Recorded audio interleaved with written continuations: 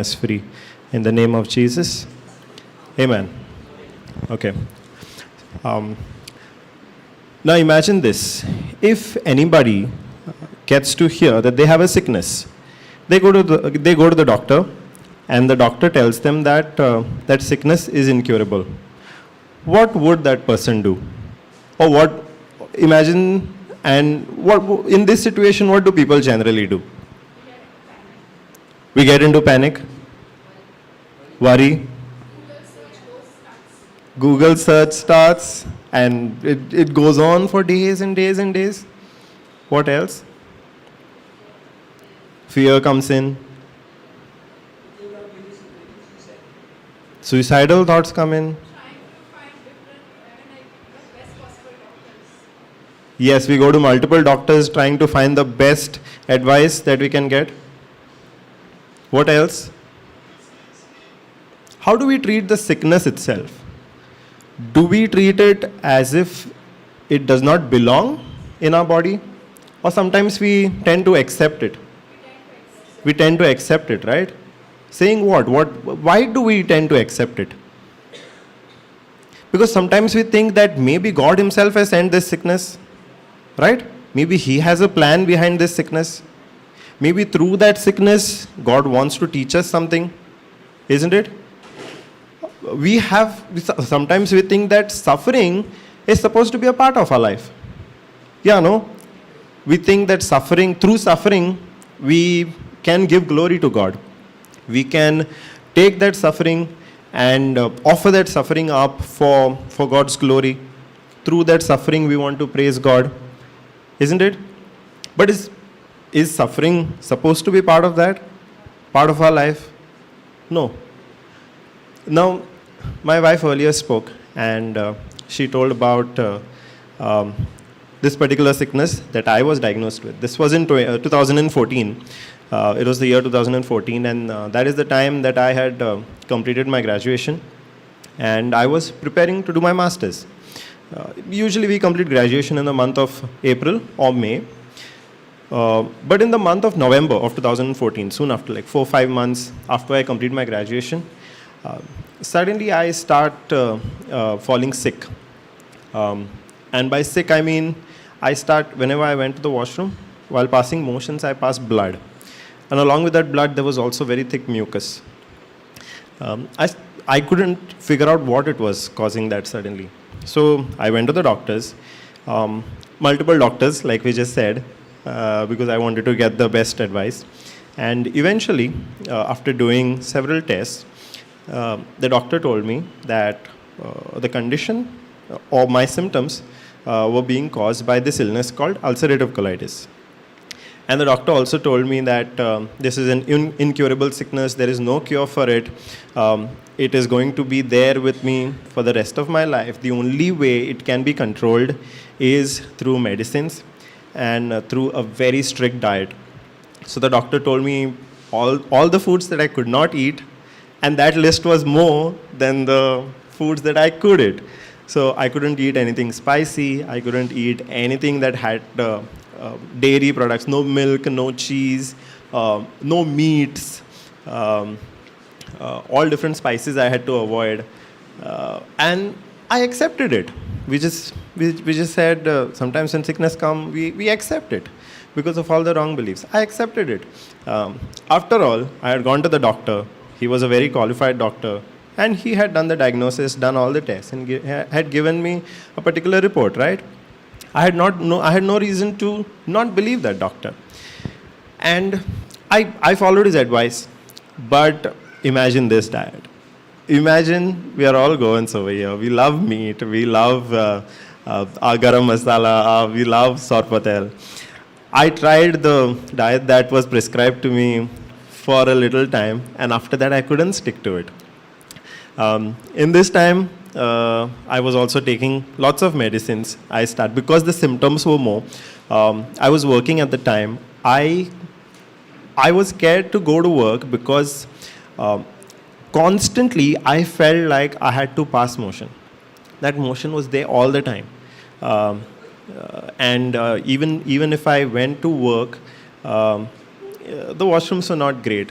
usually how it is in small offices. The washrooms were not great. So it was a very tricky situation to deal with.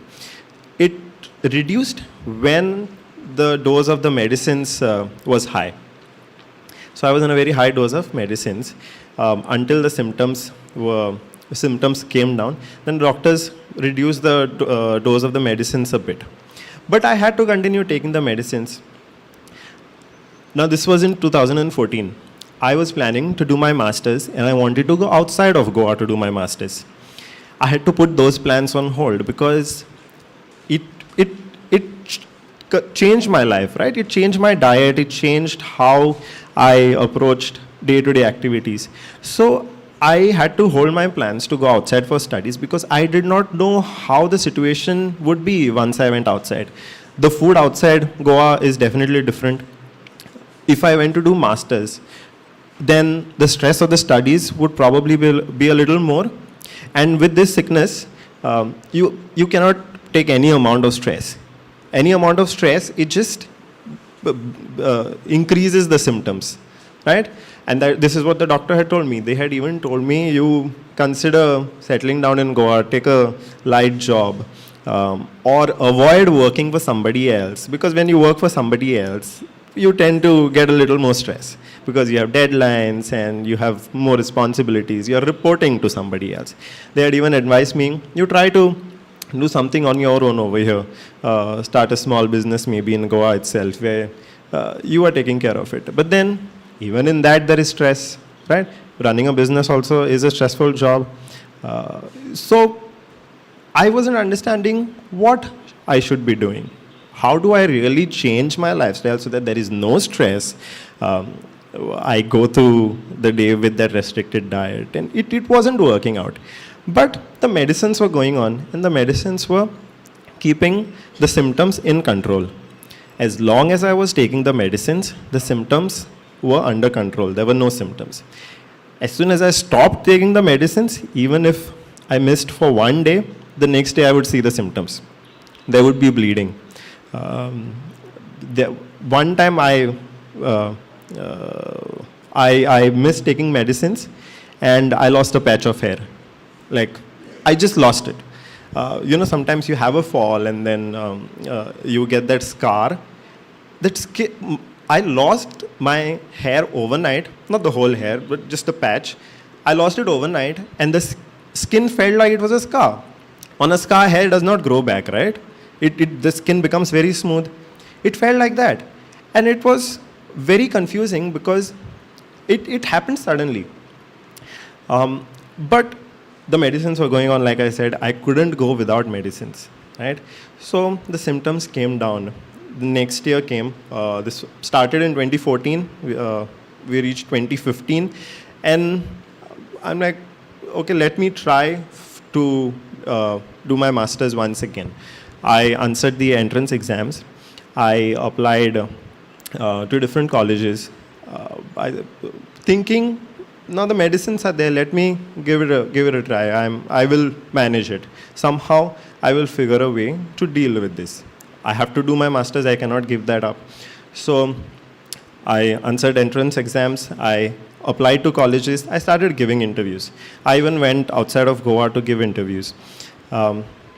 Now in all of this, I was hoping to get either get into a college or get a job. I cannot sit at home, right, doing nothing. Either I have to be studying or I need to be working. So I was trying both.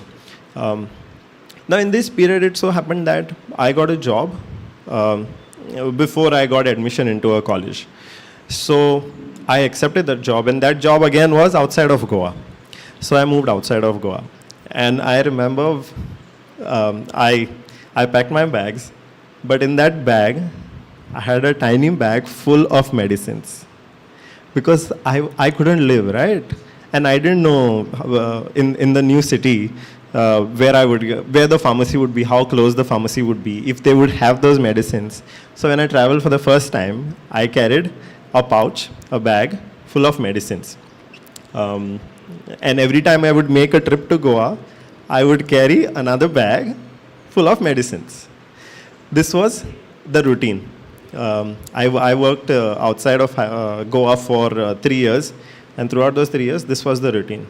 take medicines, while coming back, take more medicines. Now, outside of course, the diet changed. I had to give them, sometimes I missed the medicines, the symptoms would start again, right? Then I would start the medicines again, the symptoms would be in control. Sometimes I would miss again with work, stress, symptoms would start. This was a routine thing, and I had come to accept it, right? Because all I was thinking of was what the doctor had told me at the beginning of the diagnosis, that this is a lifelong sickness that you are going to have, and all you can do is control it using medicines.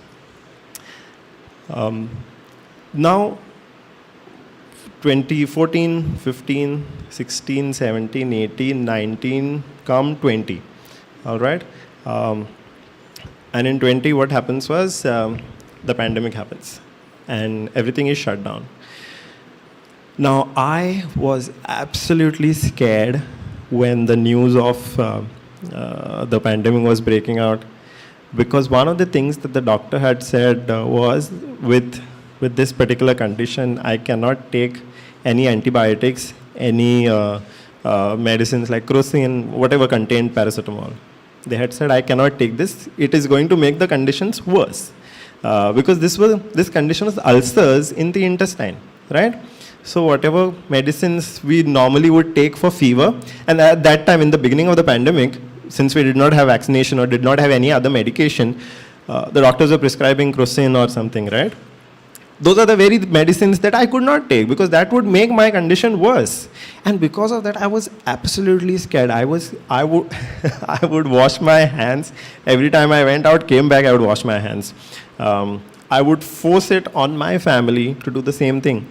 My mother, my brother, my father, I would force them to wash their hands, wash their clothes immediately. Anything that was brought from outside, food, fruits, any grocery, they had to be washed, and we had to be absolutely careful, because I was scared, right? And I was trying to control the actions of my parents also. Now, in all this while, for many years, my relationship with my father was a bit not okay. We fought with each other. We did not agree with each other. And this started becoming more because of this very thing I wanted him to wash his hands and be absolutely careful about where he goes, who he meets. And he has his own choice, right? Sometimes he would not do. Sometimes he did it in his own ways. If I didn't agree with it, that led to a fight. One day it so happened that we had a major fight in the family. Very heated words were exchanged between me and my father. And once that fight got over, I sat alone, and I felt so bad about it. I'm like, is this the life I really want? Because that fight was very intense. And I thought to myself, no, I don't want this life for myself where I'm fighting so intensely with my father. I don't want it. And I broke down crying. Now, what is the way out, right? The only way I knew was through prayer. But at that time, my prayers were all formulas. That's the only way I knew to pray. Our Father, Hail Mary, all those formulas. I only knew to repeat the prayers that we already have written. I did not know to make a prayer on my own. I would fumble for words. I didn't know what to say to God. The only easy way out was say an Our Father, say a Hail Mary. That's the only way I knew. Or we have prayers for specific needs, right? Prayer to Mother Mary for different needs. Prayer to St. Francis Xavier, prayer to Venerable Father Agnel or St. Joseph Vaz. I used to say all of those prayers because it was easy. My job was easy. I did not have to think what to say to God. I just have to repeat what somebody else has written.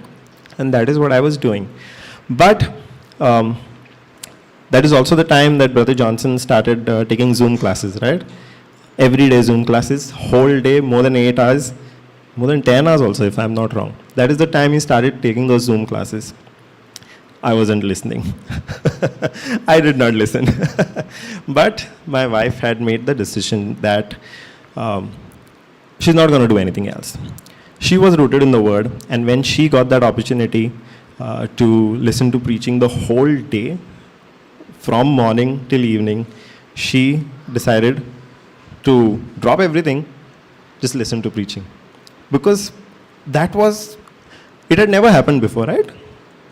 That we could join a Zoom session from your home and whole day preaching would happen. So she decided to do that. Now, she was in the Word, I wasn't in the Word. But she was doing her job of sowing the seeds in my life. She did not push me. She sent me a lot of teachings. She sent me a lot of testimonies, which I did not. I played like for the first 5 minutes, and then I would get bored. I would drop that video. I would stop watching that video. Now it so happened that, like she said earlier, she came across this testimony of Sister Angeline.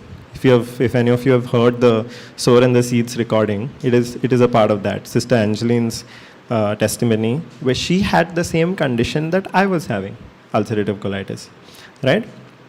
So my wife sent me that testimony of hers, and I was seeking for the Lord, right? Seeking for comfort from the Lord, and because I was having a very difficult relationship with my father, and things at home were getting tense, and I did not want the light. So I was open to listening, and when that testimony came as a seed, I heard that testimony. And while hearing the testimony, I broke down. Because in my mind, I was like, I've been suffering through this sickness for so many years now, just making do with whatever the doctor's report had said, trying to manage in all different ways, medicines and diet and all different things, trying to make it work on my own. And here was Sister Angeline testifying how through the Word of God, she was delivered from that same sickness. And it was a miraculous sickness, because the doctors had said there is no cure for it, right? My question was, how did Sister Angeline get out of this sickness? What is the Word of God? And if the Word of God could heal Sister Angeline from this particular sickness, that same Word can heal me also, right? So I broke down when I heard that testimony. And start to finish, I heard that testimony repeatedly, and I learned as much as I could from that testimony, so that I could apply those scriptures, those principles of faith to myself. I learned 1 Peter 2:24 repeatedly today in all the testimonies that we have heard. We have come across 1 Peter 2:24, right? I held on to that because that was a revelation. I have never imagined that the healing that we are supposed to receive, it has already happened on the cross.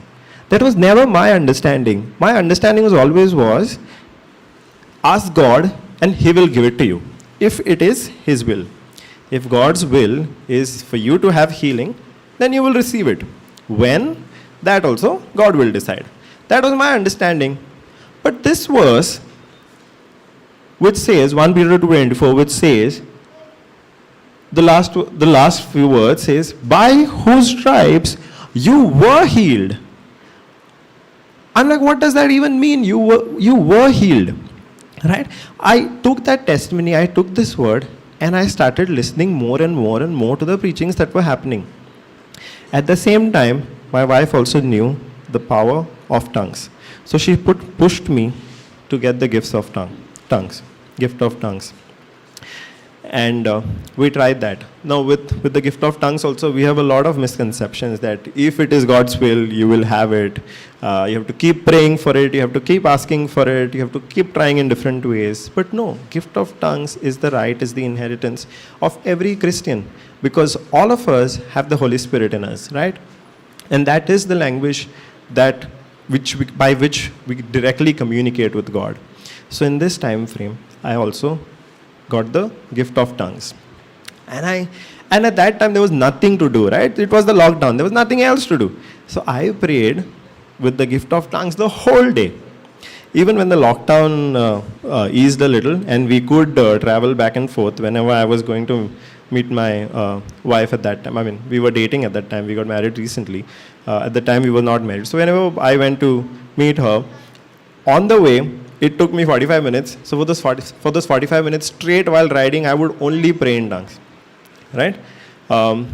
In my prayer had changed from saying the usual formulas, Our Father, Hail Mary, and the other formulas, to this scripture. I started confessing this scripture because that's what I had learned through Sister Angeline's testimony.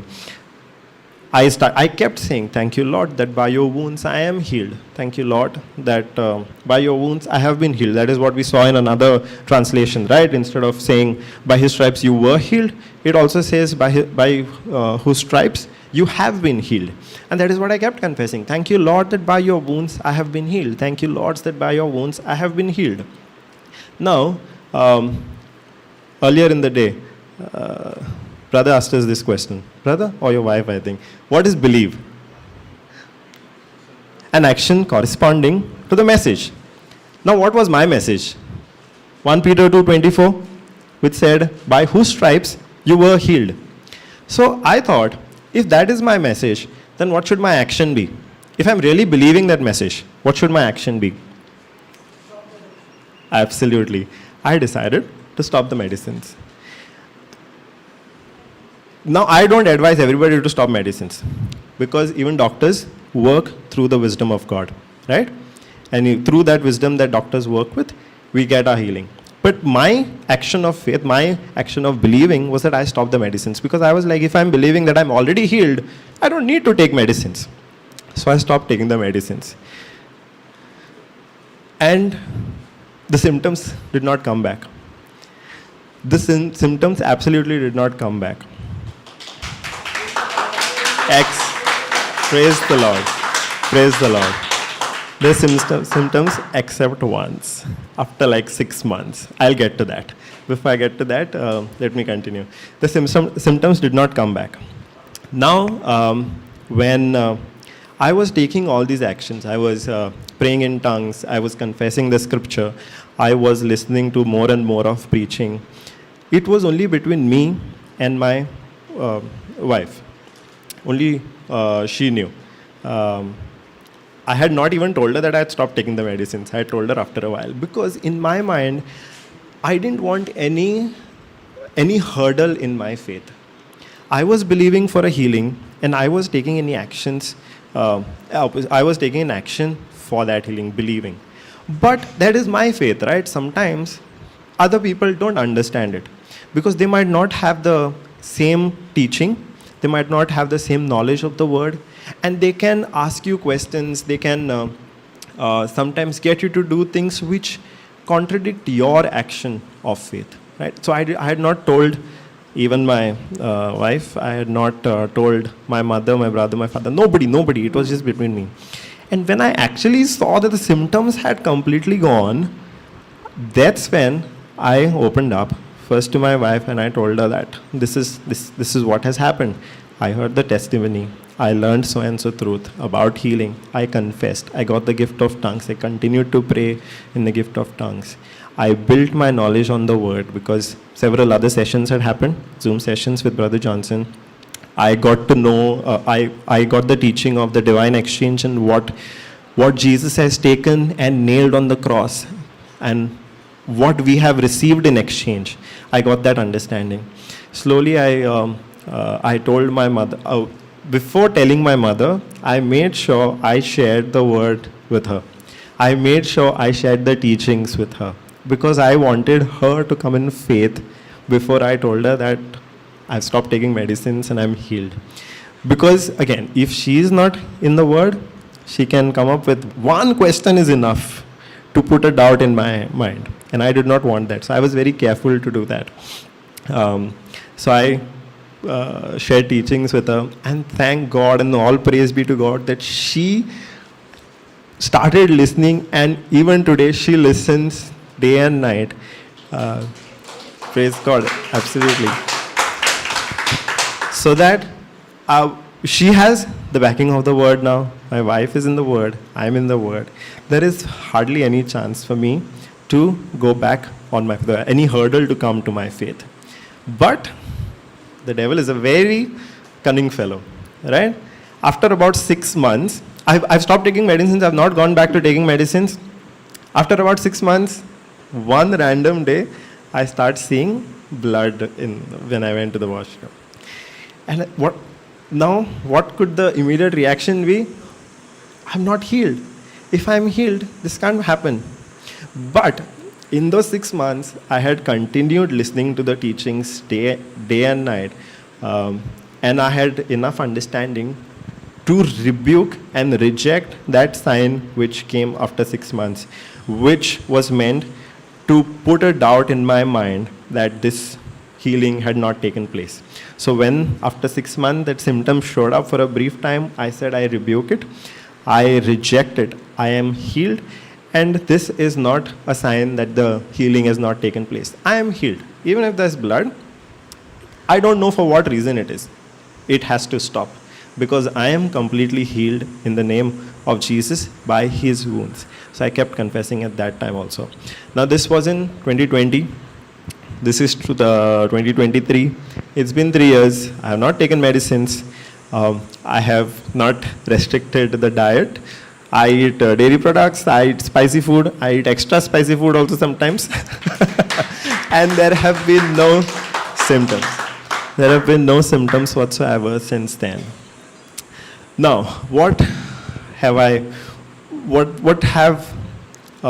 has this teaching taught me? First of all, that healing is the will of God for our life. We are not supposed to suffer through sickness for the glory of God. We are not supposed to say, God, only if it is your will. Yes, it is God's will for our life. Because if it wasn't so, then Jesus wouldn't have gone healing people, right? If it was God's will, and if God's will for humans to have sickness, and if Jesus is going on healing people, then they are not in agreement, right? That would be like God is giving sickness to one person, and Jesus is going and healing that sickness. That means God and Jesus are not together on this, which cannot be. It's impossible. Healing is definitely not. Healing is God's will for each and every one of us. Now, does every sickness get healed? Or some sicknesses, no. Every sickness gets healed. How do we know that? How do we know that? Maybe some sicknesses don't get healed. Jesus paid the price on the cross for every sickness? Maybe not. How do we know? Sorry? Divine exchange which is done. And that divine exchange is complete, right? There are no loopholes in it. There are no terms and conditions to it, right? It is complete. It is complete salvation. It is a complete package that is given to us. And that I learned through Psalm 103. Brother, can we have Psalm 103, please?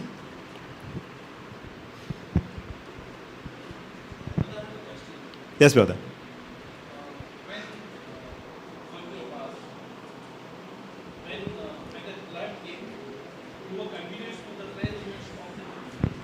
I was continuous in the prayers. The praying in tongues was happening, the confessions were happening. Confessions had changed. Confessions were, by that time I had got the white book. So instead of going on confessing 1 Peter 2:24, I had stopped. Because I was already healed, right? After a point, the confessions had changed. But the confessions, the praying in tongues, listening to preaching, that was continuous. I think I stopped the medicine after about somewhere between 1 week and 1 to 2 weeks. So maybe you can say about 10 days. Before there was no understanding before praying. No. Yes, there was no understanding. I thought I had understanding because I was a catechist. Only the potential of it. There was no understanding. There was no understanding. Yes, yes. I was a catechist. I was involved in everything. I was a catechist. I played in the choir. I was the youth president. I was very involved in the church. I went for regular novenas to Old Goa, to Pilar. That was my life. So you can say I was a very good Catholic by that. But I had no understanding of the word. We have Psalm 103. Brother, scroll down please to verse 3. What does verse 3 say? Who forgives all your iniquities, who heals all your diseases. By this I knew that every disease was meant to be healed. And that is what Jesus had achieved for us through his death on the cross. That was the divine exchange. Not some diseases, not a part of the disease, but all diseases. I held on to that word. And how did God heal? How did God heal all these diseases? By the sacrifice of Jesus. And the same thing we have in Psalm 107. Brother, Psalm 107, please.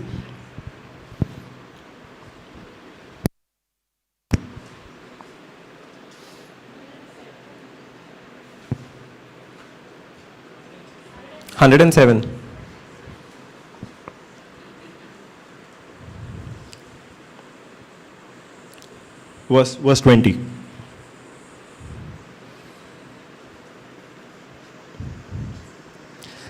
In Psalm 107, verse 20, we see that he sent his word and healed them and delivered them from their destruction. So how did God heal everybody, heal all of the diseases? Through his word. And through John 1:1, we know, through the Gospel of John, chapter 1, verse 1, we know that Jesus is that word that came to earth, and through his sacrifice on the cross, by giving up his own life, is how all of our sicknesses have been healed. Now, how do we receive those sicknesses? If Jesus has healed all our sicknesses, why do we still have sicknesses? Why do we still fall sick? And when we do fall sick, what do? We speak. Life and death depends. Yes. And then it comes to pass, right? We say a lot of words which, without really understanding, brings sickness in our life. In Konkani, very often we'll hear people saying, "Paad podu moje," or "Paad podu ani kona chahiye," right? That is a very common word we used, "Paad podu." Praise God, now you don't anymore. Hallelujah. So we speak words like that, no? And our words have power. And these words of curse that we speak upon ourselves, upon other people, are the words that bring sicknesses and other types of curses in our life. All of those words are definitely not there in the Bible, right? The words that are there in the Bible are life and health to all of us.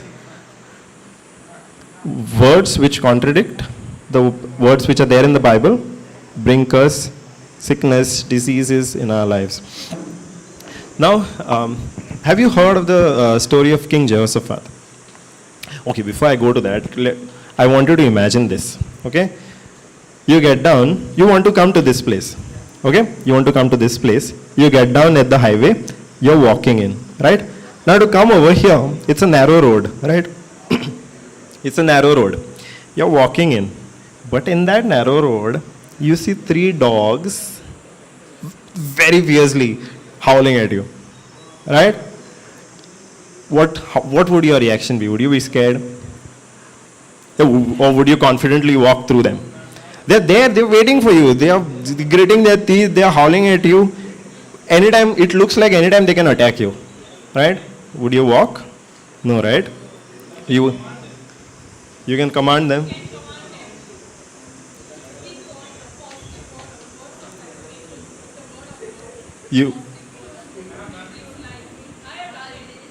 with.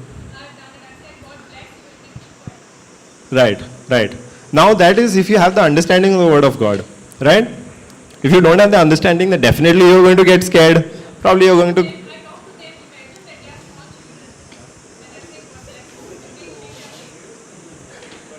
And then they become docile.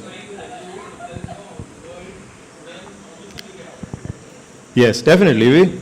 It's going to cause so much of fear. Now, how many of you all have heard the story or read the story of King Jehoshaphat in the Bible? We find it in 2 Chronicles. Brother, can we have 2 Chronicles chapter 20? Now the story of King Jehoshaphat is that he was one of the kings of Israel. He was the king of the tribe of Judah. We are not going to go through his entire time of being a king. I want to touch upon one particular episode that happened during his reign. Okay, there was a time where Judah was a small kingdom. Out of the blue, one day what happens is 3 other kingdoms decide to attack the kingdom of Judah. 3 other kingdoms. Now Judah is a very small kingdom. 3 other kingdoms want to attack. Those are those 3 dogs that I asked you to imagine, right? They want to attack you. Now in that moment, like you said, you would also get scared, right? That is what happened with King Jehoshaphat, right? Let's go to verse 6, please. How did King Jehoshaphat deal with this particular situation, right? If we read the verses before that, brother, go to verse 4 and 5.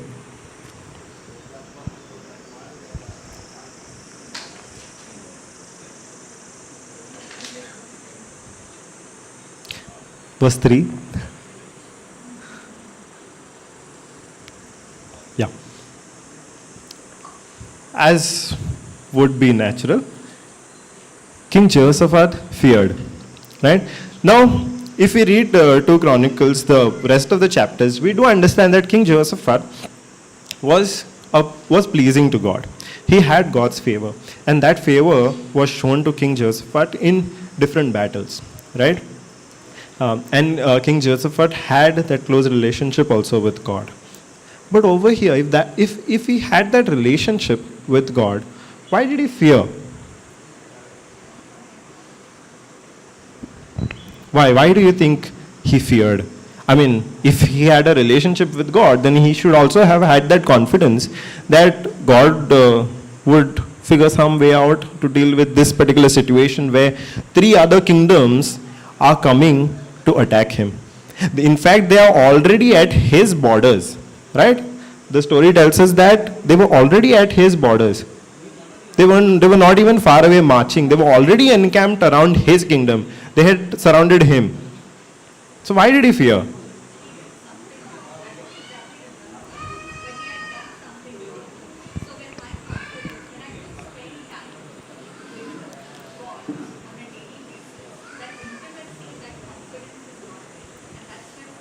That's when fear comes. So, King Jehoshaphat, like I said, had that relationship with God, and he enjoyed God's favor. But in 2 Chronicles chapter 18, he had done something which went against God's wishes.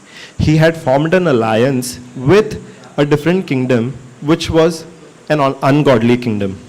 And God did not want King Jehoshaphat to do that.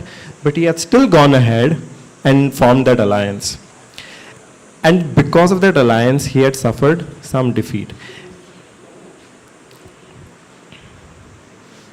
So King Jehoshaphat knew he had done something wrong. And because of that knowledge of this something wrong, a wrong action that he had taken, his confidence wavered and fear crept in. The same thing happens in our life also, right? We might have a very good relationship with God, but sometimes we do fall. Sometimes we do make a mistake. But the devil uses that mistake to condemn us, isn't it? He will try to make us remember that mistake that we did. It could be months ago. But at a very vulnerable period, the devil will remind us of that mistake. And through that mistake, he will try to sow fear in us. Because once fear creeps in, then it short circuits our faith. Right? Now, the ideal situation over here, King Jehoshaphat should have had faith in God, right? But as long as the devil was able to sow the fear, it would short circuit the faith. That is why again and again and again, whenever somebody has, or God appears to somebody in the Bible, or the angel of God appears to somebody in the Bible, the first words that they speak is, do not be afraid, right? God had spoken that to Moses. When Moses encountered God through the burning bush, God said, do not be afraid, right? When angel Gabriel appeared to Mother Mary, he said, do not be afraid. When angel Gabriel appeared to Zacharias, he said, do not be afraid. Because every time fear creeps in, it overpowers the faith that you can have. And the miracle that is due to you, that is your inheritance, that fear that comes in can keep that miracle away, can keep your faith from working. And if your faith cannot work, then your miracle also cannot come. So over here we see that Jehoshaphat feared. But did he stop at that? Did he fear and then say, okay, I can't do anything now? No.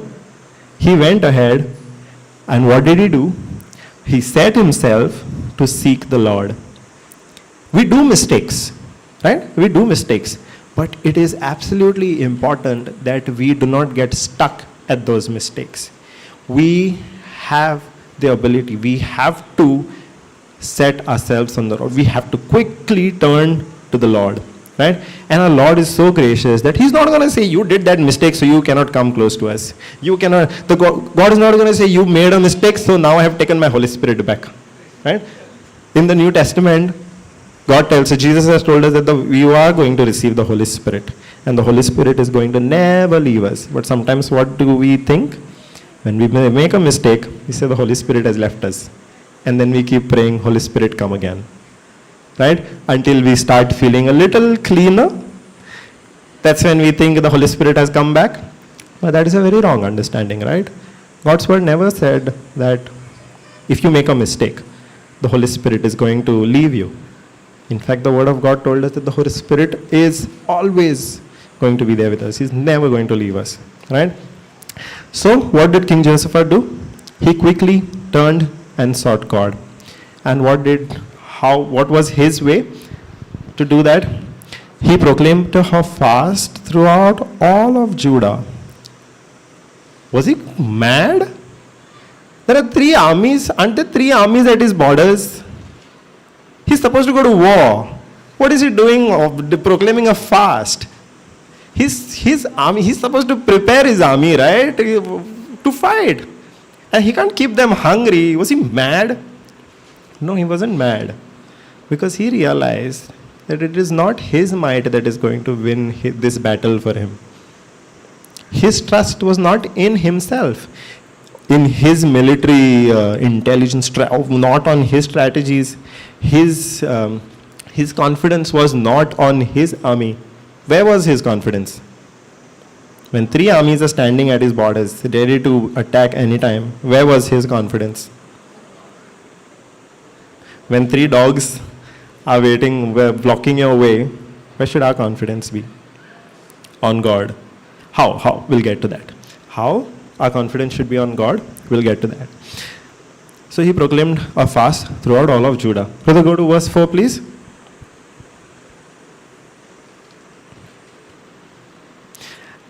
And Judah gathered themselves together to ask help of the Lord. Even out of all the cities of Judah, they came to seek the Lord. Now it's one thing for a king to proclaim a fast and say, let's come pray. Let's not prepare for battle. Come together, let's pray. It's one thing to come from a king. And the people would have to obey the king, right? But over here, all of the people themselves together gathered. And they came together to ask for help. Why? Because the same king, in previous chapters we learn, we'll not go there now, but in previous chapters we learn that the same king had sent out prophets to prepare the people with the word of God. So it wasn't just that King Jehoshaphat had the knowledge of God. He had sent out prophets, and the people also had the knowledge of God. So to them, it did not look like foolishness that their king, despite having 3 armies at the border, is saying, let's proclaim a fast. They also understood that it is not by their own strength that they are going to win this battle. So they also came together with their king to seek the Lord. Brother, next verse.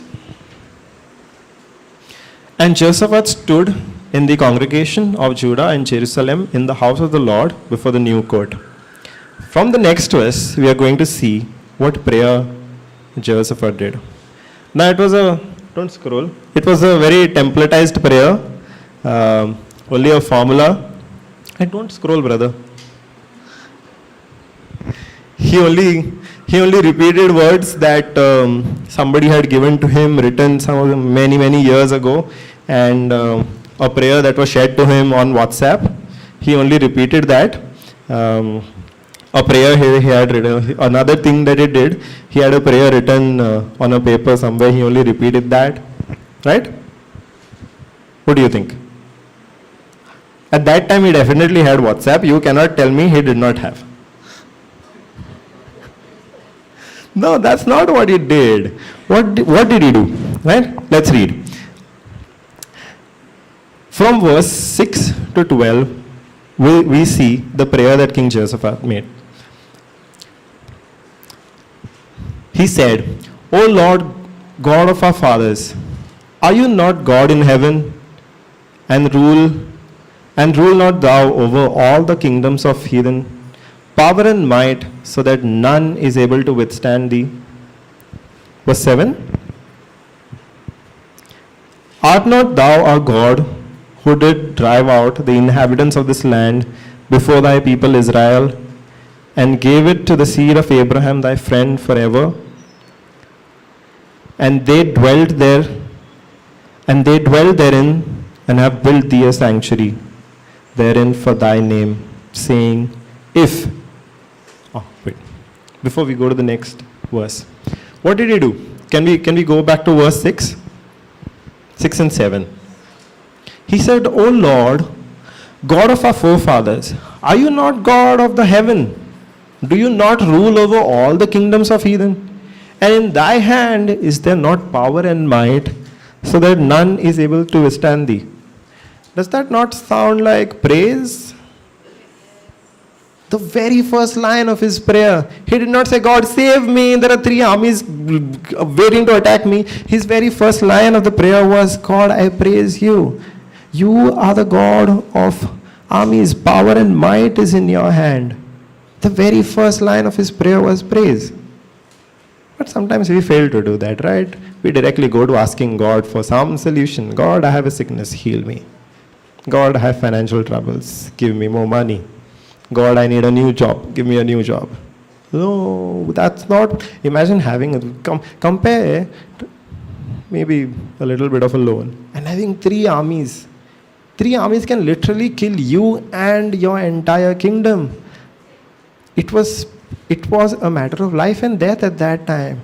And even at that time, King Jehoshaphat, in his first line of prayer, praised God. Why did he do that? Why was he praising God? Praise paralyzes the enemy. Praise paralyzes, but here the enemy was not listening to that praise. So how will it paralyze the enemy? Here the enemy was not the kingdoms, right? The enemy was the devil who had used those 3 kingdoms to come against Jehoshaphat, right? Now, he said this prayer out loud also.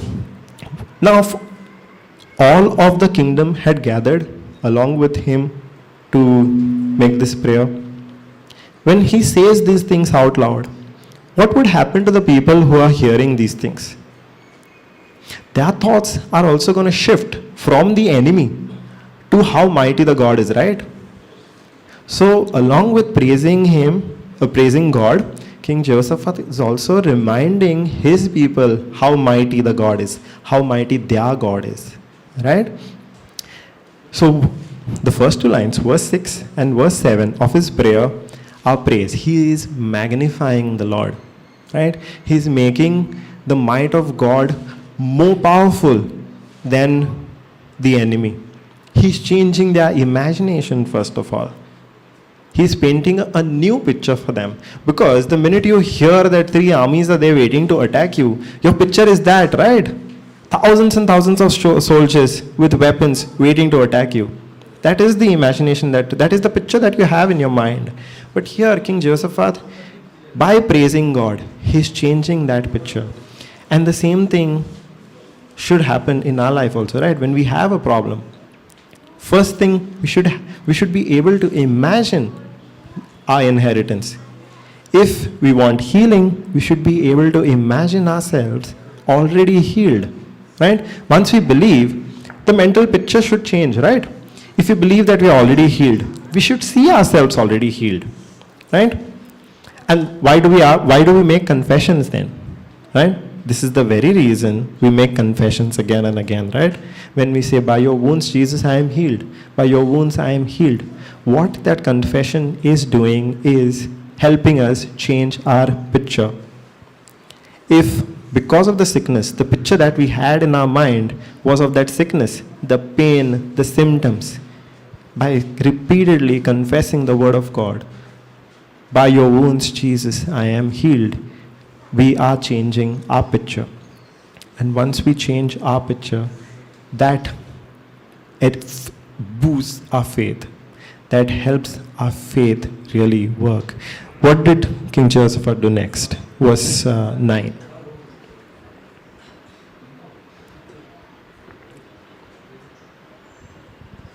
If when evil comes upon us, as the sword, judgment or pestilence or famine, we stand before this house and in your presence, for your name is in this house, and cry unto you in our affliction, then you will hear and help. Is it? Does not this sound like a promise? Does it? Why would he say you will hear?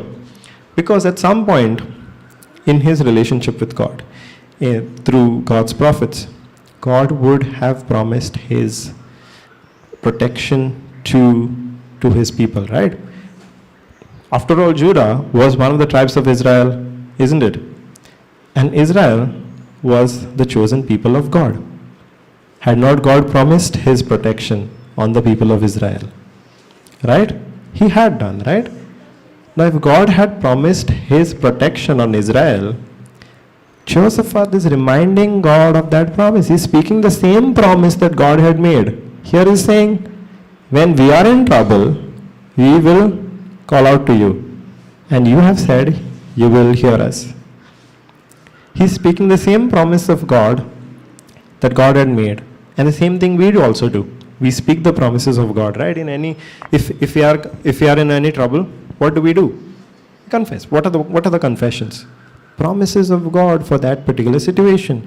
It could be healing, it could be financial trouble, it could be job, it could be marital problems, it could be problems in the family. Anything that we want, we take a promise of God and we confess that.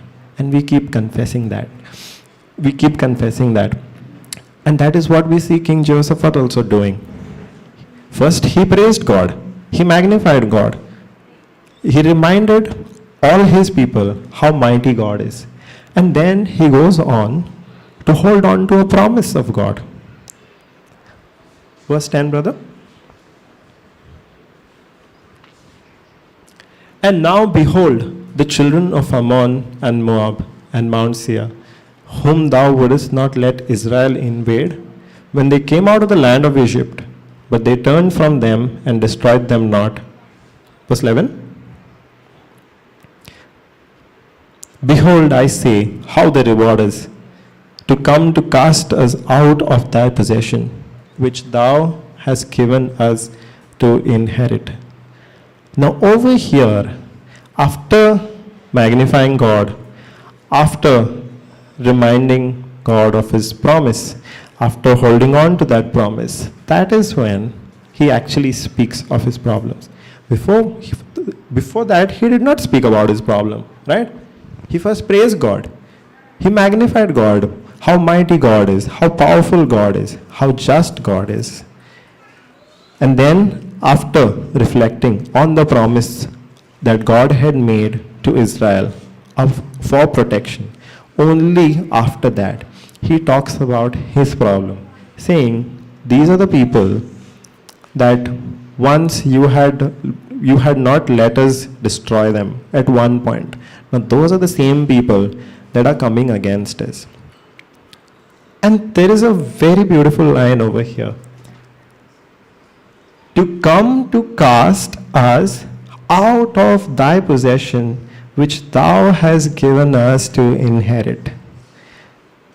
You're understanding what Jehoshaphat is saying? He's telling God, God, you have given us this land as an inheritance for us. And these people are coming to drive us out of that inheritance. What is our inheritance? Total, complete salvation, right? And today what the devil is trying to do? Take that inheritance away from us. Healing, complete, perfect health is our inheritance because of Jesus' sacrifice on the cross. But the devil tries to take that away from us. At the same time, we need to realize that the devil, just as these three kingdoms tried to drive out the kingdom of Judah from the inheritance, from the land that God had given them, the devil is trying to do the same with us. Right? Are we going to let him? No? No, right? We are not going to let him drive us out of the inheritance. We are not going to let him steal the inheritance that God has given us. But how? What is our plan? What do you think Jehoshaphat would have done? He prayed to God, and then God would have given him a strategy. You attack from left side, and then you have another group attacking from the right side, and then you surround the army and attack from all. Some strategy God would have given them, no? Because God has to make sure that King Jehoshaphat wins. Otherwise, what kind of God, yeah? If he lets his people lose, what kind of a God he is? Did God do that? What did he do? What do you think he did? Sorry? Praises. Absolutely. Let's go. Let's look at the last line of King Jehoshaphat's prayer. O our God, will you not judge them? For we have no might against this great company that comes against us. Neither do we know what to do, but our eyes are upon you. O our God, will you not judge them? For we have no might against this great company that comes against us. Neither do we know what to do, but our eyes are upon you. What is King Jehoshaphat doing over here? He is confessing his entire dependence on God. He is not saying, God, give me a strategy and I will go and fight the battle and I will win the battle. He is saying, God, I don't know what to do, but I look to you because I trust in you. And you are our protector. Now recount whatever he has done, okay? First of all, he has praised God. He has magnified God as the most powerful God. Then he has reminded everybody of a promise that God made. And then he has told God, so we have a problem. But then finally he's saying, God, I don't know how to deal with this problem.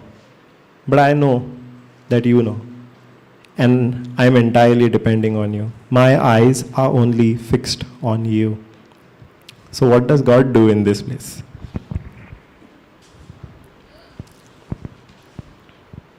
And all Judah stood before the Lord with the little ones, their wives and their children.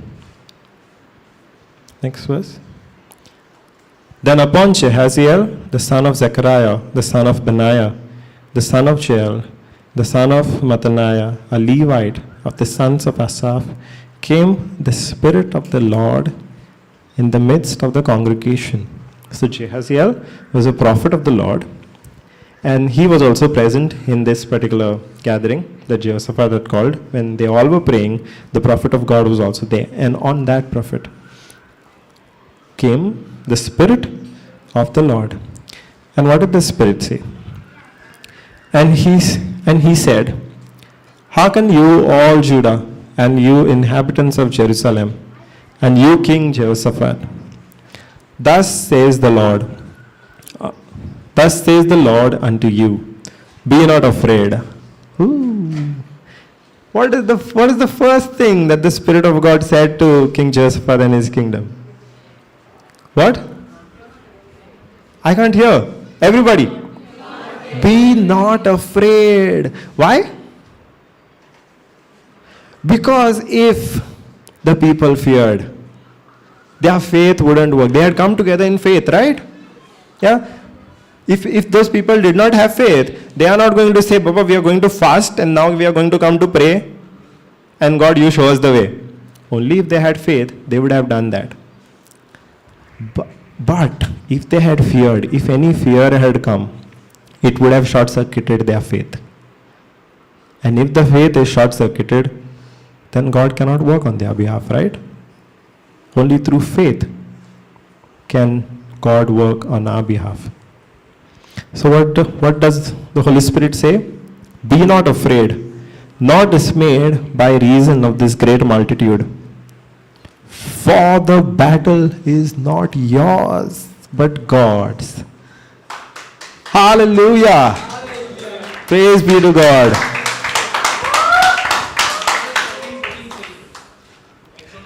Exodus 14:14. Absolutely. What does Exodus 14:14 say?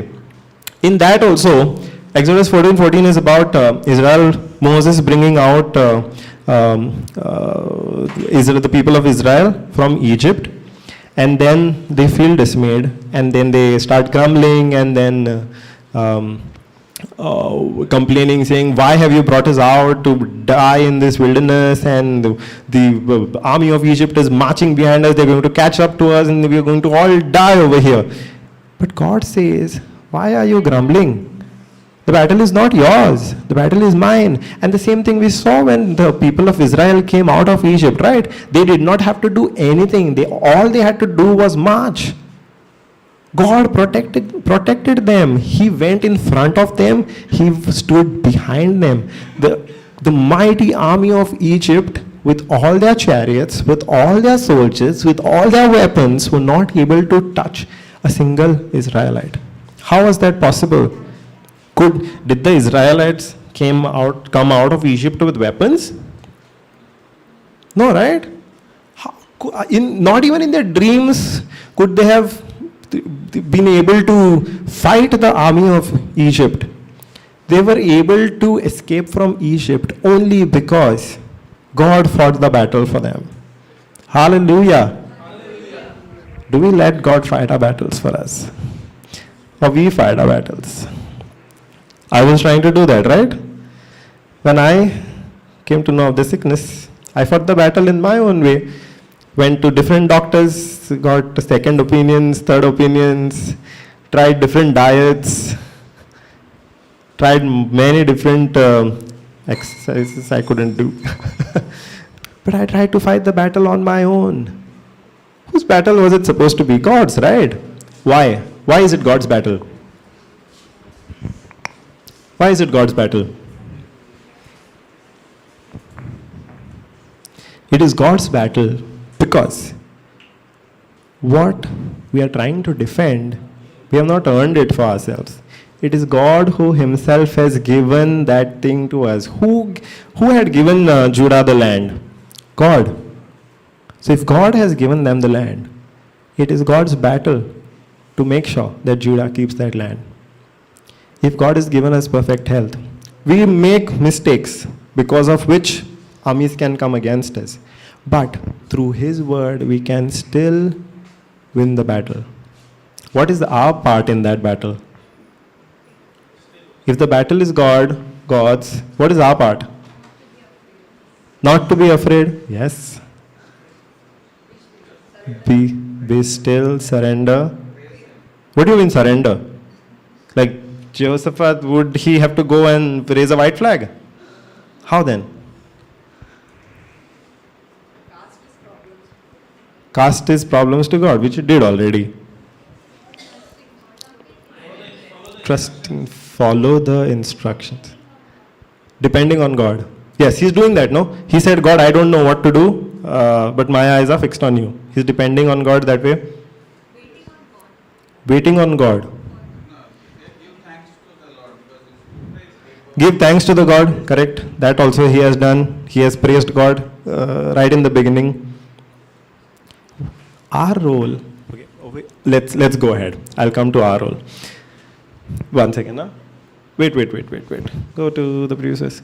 Thus says the Lord unto you, be not afraid, nor dismayed by reason of this great multitude.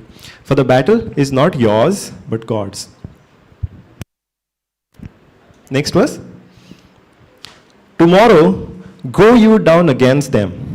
Behold, they come up by the cliff of Ziz, and you shall find them at the end of the brook, before the wilderness of Jeruel. What is God doing over here? He's telling them to go out and stand against that army. What? They are fasting. How are they going to fight? But did God say, go and fight? What did God say? He said, stand against them. And then the very next verse, he says, you shall not need to fight in this battle. Set yourselves, stand you still, and see the salvation of the Lord with you, O Judah and Jerusalem. Once again, fear not. I'll come to that. Let's read this. First he says, go you and stand against them. And then he tells them, you shall not need to fight in this battle. Set yourselves, stand you still, and see the salvation of the Lord. Okay, so what is he saying? Don't fight. You follow my instructions. I will fight the battle for you. Then if God is fighting the battle, why is he asking them to go and stand against them? They could just be in their kingdom, no? Correct? Why do they need to go out? Now imagine you are in the same position. You are in place of King Jehoshaphat. If God is fighting your battle, wouldn't you want to stay in your kingdom? Why do you need to go out? Faith without actions is dead. Can you all say that? Faith without actions is dead. Right? Now, they are having faith that God is going to fight for them. Now, that is the message that they have received. Now, if they believe that message, there has to be an action, right? An action corresponding to the message. Only then can we say they actually believe that message. Now, they have got a message from God. God is asking them, go and you stand against them. But you won't have to fight. Now, it is their faith that will make them follow those instructions. Now they can still say, God, in that also there is risk, no? What if the army attacks? God is saying, you go and stand before them. At that time, what if the army attacks? Possible? You're walking in. You're saying, you are telling the dogs, the peace of the Lord is with you. You're a nice dog. There is still a chance that the dog is going to attack you, right? Can you take that risk? No matter what if the 14 injections, who's going to take? 14, is it now 14? Oh, it is 3, wow. Okay. But still, you have to take those injections. Can you take that risk? Jehoshaphat could have said, I don't want to take the risk. You fight the battle, you get. But if he had said, God, you fight the battle. You said, no, you're fighting the battle. I am going to stay in my kingdom only. Would he be able to see the victory that God wins for them?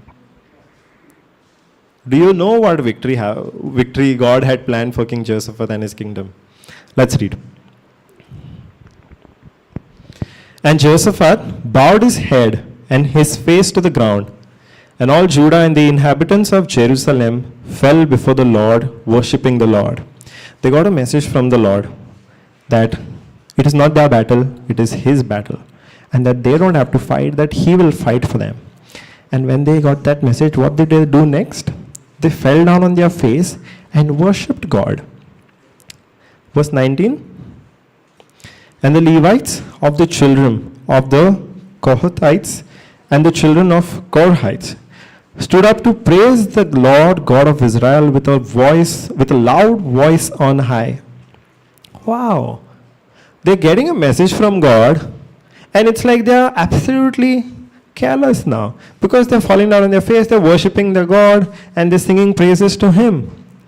He's told them, Baba, go out and stand against the army. Don't they have to prepare? They're not even preparing, they're continuing worshipping and praising God. What does that mean? They are still relying on God to fight this battle for them. They still have that picture that it is not them, it is not their own strength that will win them that battle. It is God who will win it for them. That picture is still there in their mind. They are holding on to it. They are not letting it change their imagination. Right? So they are continuing worshipping and praising God. What do they do next? And they rose early in the morning and went forth into the wilderness of Tekoa. And as they went forth, Jehoshaphat stood and said, Hear me, O Judah, and you inhabitants of Jerusalem. Believe in the Lord, your God, so shall you be established. Believe his prophets, so shall you prosper. Here we see that King Jehoshaphat is again reminding his people to believe in the word of God that they have heard. To not be afraid, right? He's telling them, believe, continue to believe in the word of the God, of the Lord. So you shall be established. Believe whatever his prophets had said. What did the prophet say? He spoke on behalf of God, right? Holy Spirit told them that it is not their battle. They won't have to fight. Next verse. And when he had consulted with the people, he appointed singers unto the Lord, and that should praise the beauty of holiness, as they went out before the army, and to say, Praise the Lord, for his mercy endures forever. Isn't that a beautiful verse? God's mercy endures forever. Over here, what did he do? Now he's marching out to the battlefield. Now, would you not put your best soldiers in front? What would you do? What would you do in a normal situation? You would put your strongest defense, strongest soldiers right in front, right? Yeah? What is he doing over here? He's putting singers in front. And what are the singers doing? They're singing praises to God. Look at how much he is relying. Look at how much King Jehoshaphat is relying on God over here. He's put singers right in front, and they're singing praises, and now they are marching ahead. What do they do next? And when they began to sing and to praise, the Lord set ambushments against the children of Ammon, Moab, and Mount Seir, which were come against Judah, and they were smitten. Some time ago, what had we said? Why was he praising? What does praise do? Praise paralyzes the enemy. Right? Now what it did over here? As they began to sing and to praise, the Lord set ambushments. What is an ambush? Confusion? Ambushments? When you ambush someone, you surround that person so that that person has no way of escape, and you can attack from all sides. It's like a sudden attack that you plan, where the person being attacked has no way to get out of it. The Lord set ambushments against the children of Ammon, Moab, and Seir. These are the same three kingdoms that had come against Jehoshaphat, which were come against Judah. See? And they were smitten. What is smitten? They were confused. Let's go ahead. For the children of Ammon and Moab stood up against the inhabitants of Mount Seir, utterly to slay and destroy them. Hey, what happened? For the children of Ammon and Moab stood up against the inhabitants of Mount Seir. Wait. At the beginning of this chapter, these three kingdoms were together, right? And now two of them are fighting against the third one. How did that happen? Who did that? God. That was his plan. That is how he was supposed to fight the battle. What happens next? And when they had made the end of the inhabitants of Seir, every one helped to destroy another. What? What? Could, in all his strategies, with his best of military generals, Jehoshaphat could have planned anything like this? Where the kingdoms fight amongst themselves? Impossible, right? This is only possible with God. Praise God. Hallelujah.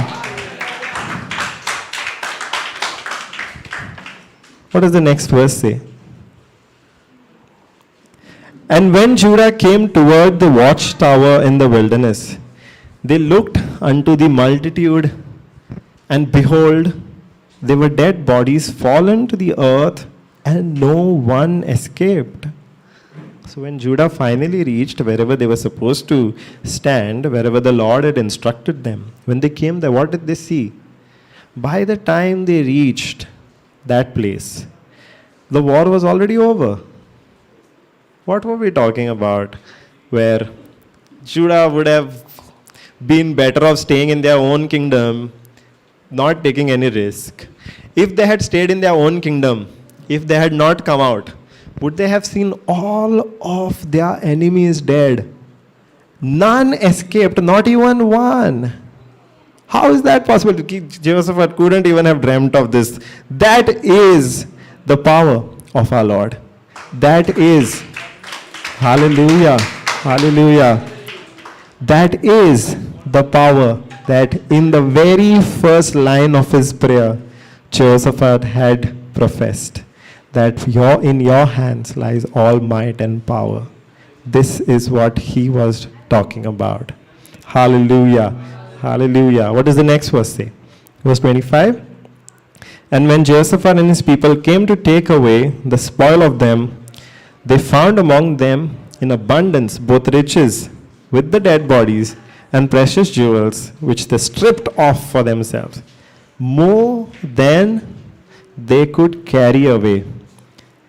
And they were 3 days in gathering of the spoil. It was so much. Can you imagine this? They march out, they see all their dead, all their enemies dead, and all their riches up for them. God did not only win the battle for them, God made them millionaires. Hallelujah. They took 3 days to only collect the spoils of that war. And they were 3 days in gathering of the spoil. It was so much. All this without firing a single arrow. What did he do? What? Now let's break down this whole scenario. What is the secret of Jehoshaphat's victory? Or rather, what process did he follow? Why was he able to trust God so much?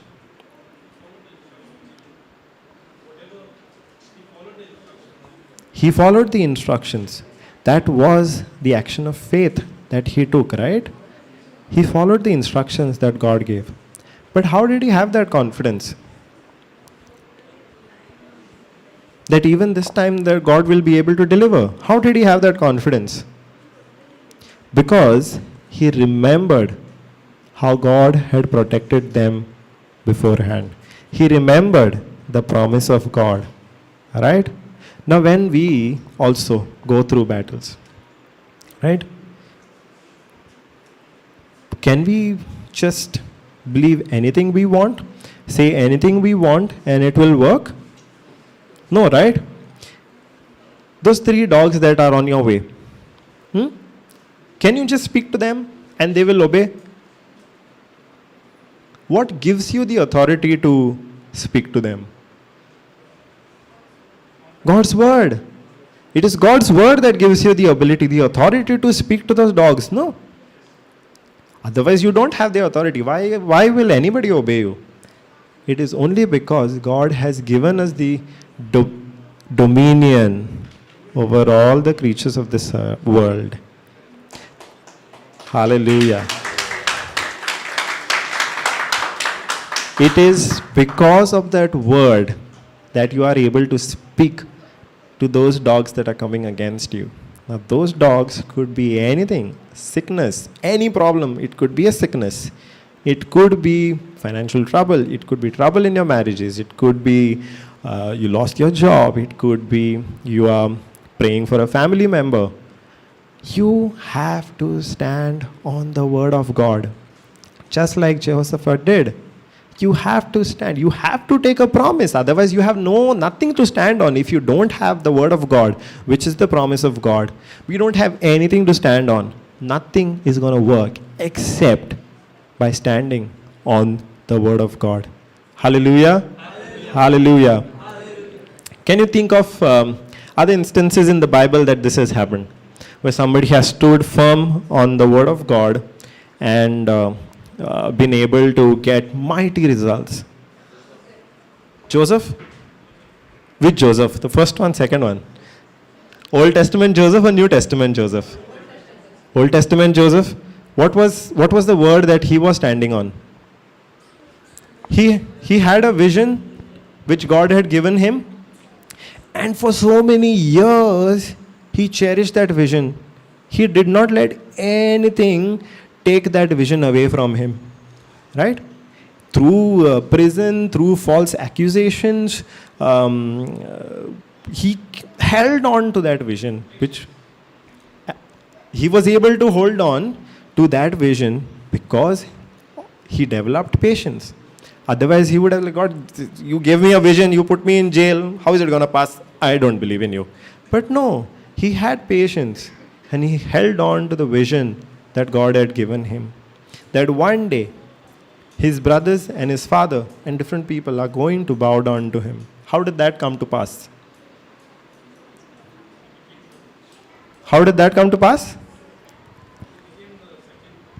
He became the second in command in Egypt. One day before, he was in the jail. And the very next day, he's second in command, second only to the Pharaoh, second only to the king. Is that possible? That kind of promotion without having the favor of God? Not possible, right? Somebody who is in jail, the very next day, he becomes as good as the ruler of the land? How is that possible? Only because he had the word of God and he had the wisdom of God through the Holy Spirit to discern the dreams of the Pharaoh and solve a problem for the Pharaoh. Over here also, now, over here, we learned that in Jehoshaphat's story, when they had gathered, there was a prophet, and we read that the Holy Spirit came upon that prophet. Are we in the same position? That when we are in the middle of a problem, we have to say, Holy Spirit, come with your fire, give us your wisdom. He's already there with us. We don't have to pray, Holy Spirit, come now once again. We have to acknowledge that He is there with us all the time. The Word of God says, John 14:26 says, brother, can we have John 14:26?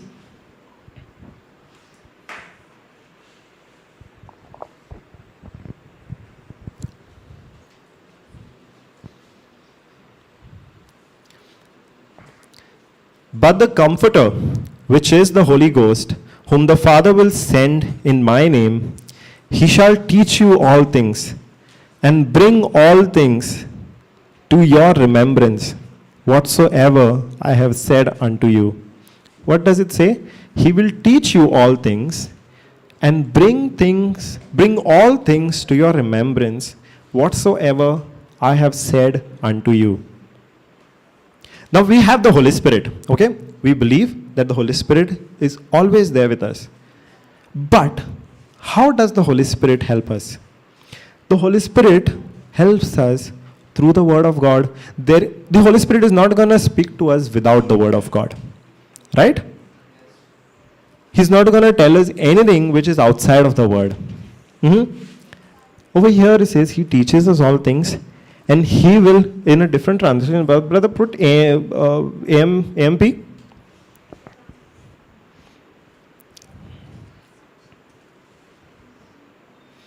Scroll down. He will teach you all things, and He will help you remember everything that I have told you. Now here it says He will help us remember everything that Jesus has told us. How do we have Jesus' word? Through the Bible, right? Now if we don't have the knowledge of it first, can the Holy Spirit help us remember it? Remember comes later on, right? First we should have it in our mind.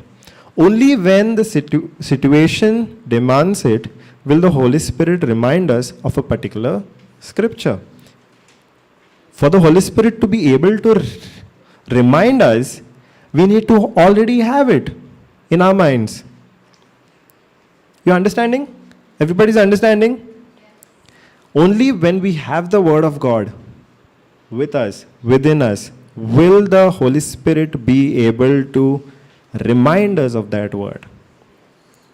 So how do we remember all of the different promises of God that we can stand on? How do we know what the Word of God says? Ask the Holy Spirit. The Holy Spirit will say, the Holy Spirit will not be able to remind you which is something that you don't know, no? Romans 10:17. But to confess, you need to be able to study the Word of God. First, you have to study the Word of God. Now, how do we study the Word of God? Through preaching, through reading the Bible. That is where the Holy Spirit, in that also the Holy Spirit helps us. In that also the Holy Spirit teaches us. If we go to study, we can ask the Holy Spirit for wisdom, and He will give it to us, right? He Himself will teach us. He is not saying, first you study on your own, and then I will come and remind you. No, He will first help, He will first teach us. And then later on, He Himself will help us remember. That is how we keep studying the Word of God. Now, if we are in a different situation, let's take the same situation of the dogs. If you don't know in the very first place that you have been given the dominion, will you be able to speak to those dogs? You need to know first that you have the dominion, right? For that, you should have studied the Word. And that is why we have gathered over here. And it's not going to end over here. The Word of God, studying the Word of God, is an everyday endeavor, right? We have to do it every day. Continuous. Consistently. Because what will happen if we don't do? What will happen if we don't continue learning the Word of God? The stranger will come and rob it from you. Have any of you all faced a situation where you have continuously listened to preaching, you have done confessions every day, but some days you got busy, some function is there in the family, or you have gone out somewhere. Slowly you have gone away from the study of the Word, you have forgotten, you did not get time to do confessions. And then suddenly you see that you're getting back to what you were doing earlier. Suddenly, maybe you were getting angry earlier, but the Word of God had helped you overcome that. But then suddenly you get away and then you start getting angry at your children and your husband and your family. Has that happened? Yeah, right? It happens. Because the devil, the scripture tells us that the devil is like a roaring lion, waiting for an opportunity to devour whoever he can. He cannot devour everyone, right? But if we give him that opening, if we open the gate even slightly, that is the time he can come in and attack us. And that is why we need to be so firm on the word of God. Stand on the word of God. Just like King Jehoshaphat did. To the point where he marched out to the battle. Doing what? Sharpening his swords. What did he do? He marched out to battle praising God. Why was he praising God? Because he knew what? He knew what? He, say again? It was not his battle. What else? What did he knew? He was totally relying on God. He already got victory. Hallelujah. King Jehoshaphat knew all answers are correct. He knew that the battle was not his. He knew that God was fighting it for him. But what does that mean? What does it mean when God fights your battle? Can you lose that battle? No.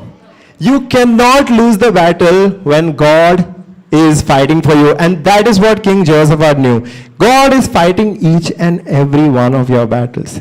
If you let him, if you follow his instructions, if you stand firm on his word. Hallelujah. Hallelujah. Praise Jesus. All right. So let's sum up all of the different lessons. When 3 dogs attack you, call out to God. Saying, God, take those dogs away. Is that what you do? Is that what you do? What do you do? You ask God to teach you how to go past those dogs. How to overcome that situation. If you are in the middle of a problem, you ask God to teach you how to. You ask God to teach you where to go. Speak to the mountain. Absolutely. We saw it earlier during the day when we saw the healing, where we saw the hands and legs grow. Which scripture did we use? We used Mark 11:23, right? Where we learned that we have to speak to the mountain, right? Our problems are our mountains. We are not supposed to speak to God and say, God, take this mountain away from us. We are supposed to speak to the mountain. God has given us that authority. He has given us that ability that we can speak to the mountains and the mountain will obey us. So any sickness, be it a sickness, be it financial trouble, be it a debt, be it maybe office politics, be it anybody coming against us, we can speak to that mountain and the mountain has to obey us. Because, why? Why?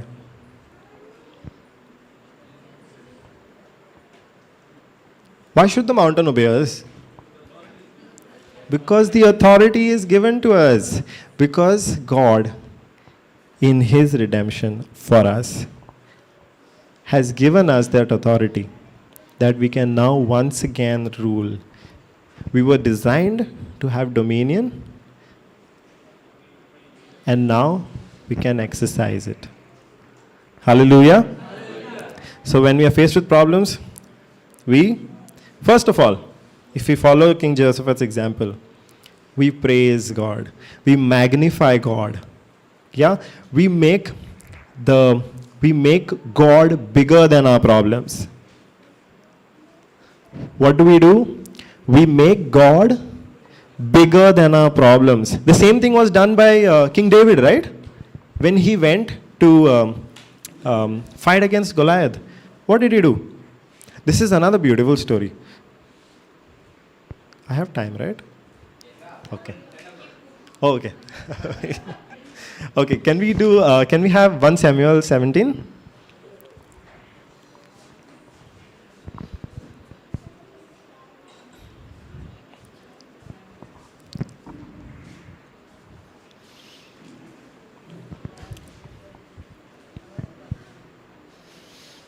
One Samuel 17.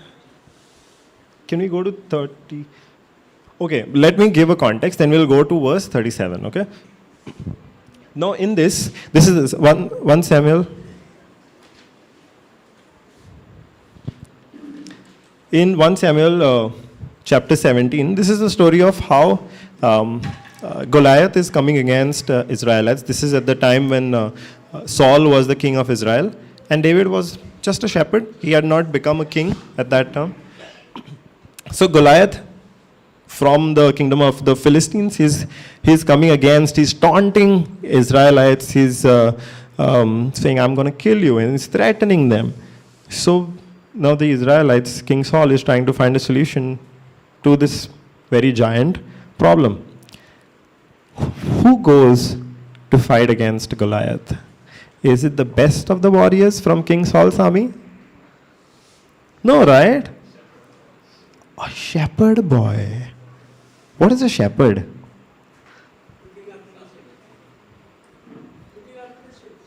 Looking after sheep. A shepherd is not used to fighting in a battle. What does a shepherd have in his hand? He would have never held a sword in his hand. All that he would have held is a stick to guide the sheep. Correct? That is what a shepherd is, right? Can you imagine a shepherd fighting in a battle where the whole country's existence is dependent on this battle? Very difficult, right? Was it like the army of King Saul did not have capable warriors? No. I don't think so. If they had capable warriors, why would King Saul send a shepherd boy to fight their battle? Think about it. I mean, practical, right? Definitely he wouldn't have had capable warriors in his army.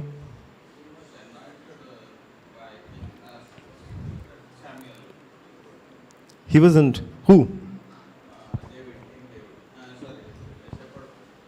Shepherd boy, David. David was anointed by Prophet Samuel.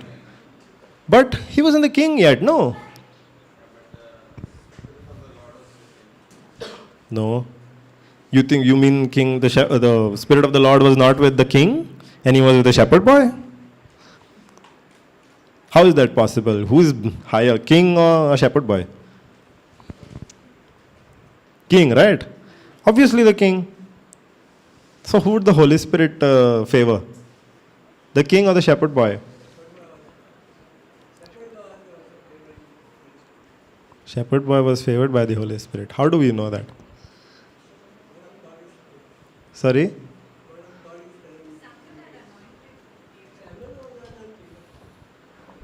But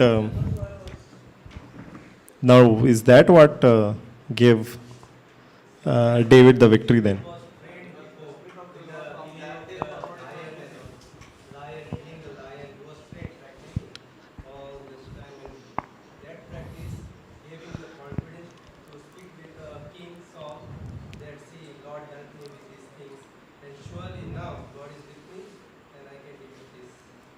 Correct. David had fought with lions and bears, and he spoke also of that thing where he said, he's talking to Saul. We'll read that. He's talking to Saul and he's saying, see, I have fought lions, I've killed lions also. So now I can go and fight Goliath. But was that what gave him victory? Simply that he had practiced fighting lions? Was that what gave him victory? David was able to kill Goliath because his dependence was on God, just like King Jehoshaphat. Let's read.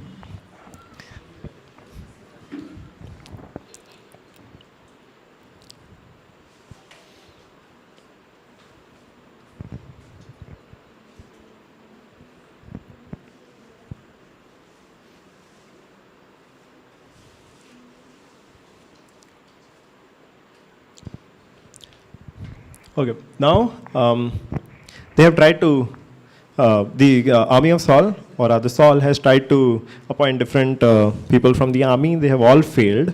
Now the only person that they have that is remaining is David, who's just a shepherd boy.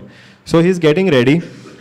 Now, what is David saying? David said, "The Lord who rescued me from the paw of the lion and from the paw of the bear, he will rescue me from the hand of this Philistine." And Saul said to David, "Go, and may the Lord be with you." Okay, what is David doing over here? Remember how Jehoshaphat, King Jehoshaphat, had remembered how mighty the God is? Yeah? That's the very first thing that King Jehoshaphat did, right? He remembered how mighty the God is. Isn't David doing the same thing over here? He's remembering all the different ways in which God, in his mighty power, had saved him from lions and bears. Was he a big fellow? He was a shepherd, right? Can you imagine a shepherd fighting a lion and a bear? We probably would not be able to fight those 3 dogs. If we have to fight, leave alone. Yes. Spirit of the Lord was upon him, and that is why God had saved him. But David is remembering all those things, isn't it? He is bringing to his remembrance. He is speaking to Saul about all those things.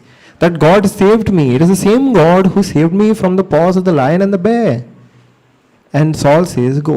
May the same Lord be with you this time also." Let's go ahead.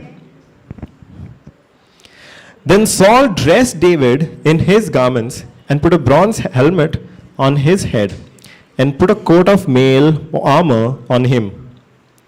Then David fastened his sword over his armor. 39. Okay.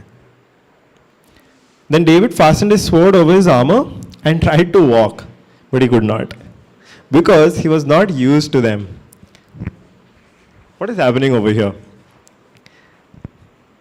Saul, who was the king, has agreed that David is going to fight Goliath. So what is Saul doing over here?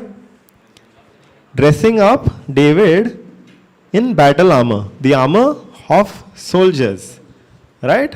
So what is it the same action that maybe King Jehoshaphat could have taken? No, right? Over here, what is Saul doing? Saul is taking the worldly way of preparing for a battle. He is giving him all of the worldly armor, the body plates and the shield probably and the sword. That is what Saul is trying to get David to do. What is happening after that? David is not even able to walk in that. Imagine if David was a big fellow, well built like a warrior, he wouldn't have had a problem wearing all this armor, no? He was not used to that. So what he does? He says to Saul, "I cannot go with these because I'm not used to them." So he takes them off. He says to Saul, "What is this? What are you giving me? I cannot even walk in this. I don't want this. I'm removing all the armor that you're trying to give me." That is what David says to Saul. And he takes the armor off. Let's go ahead, next verse. What does he do then? He takes his shepherd's staff in his hand. What?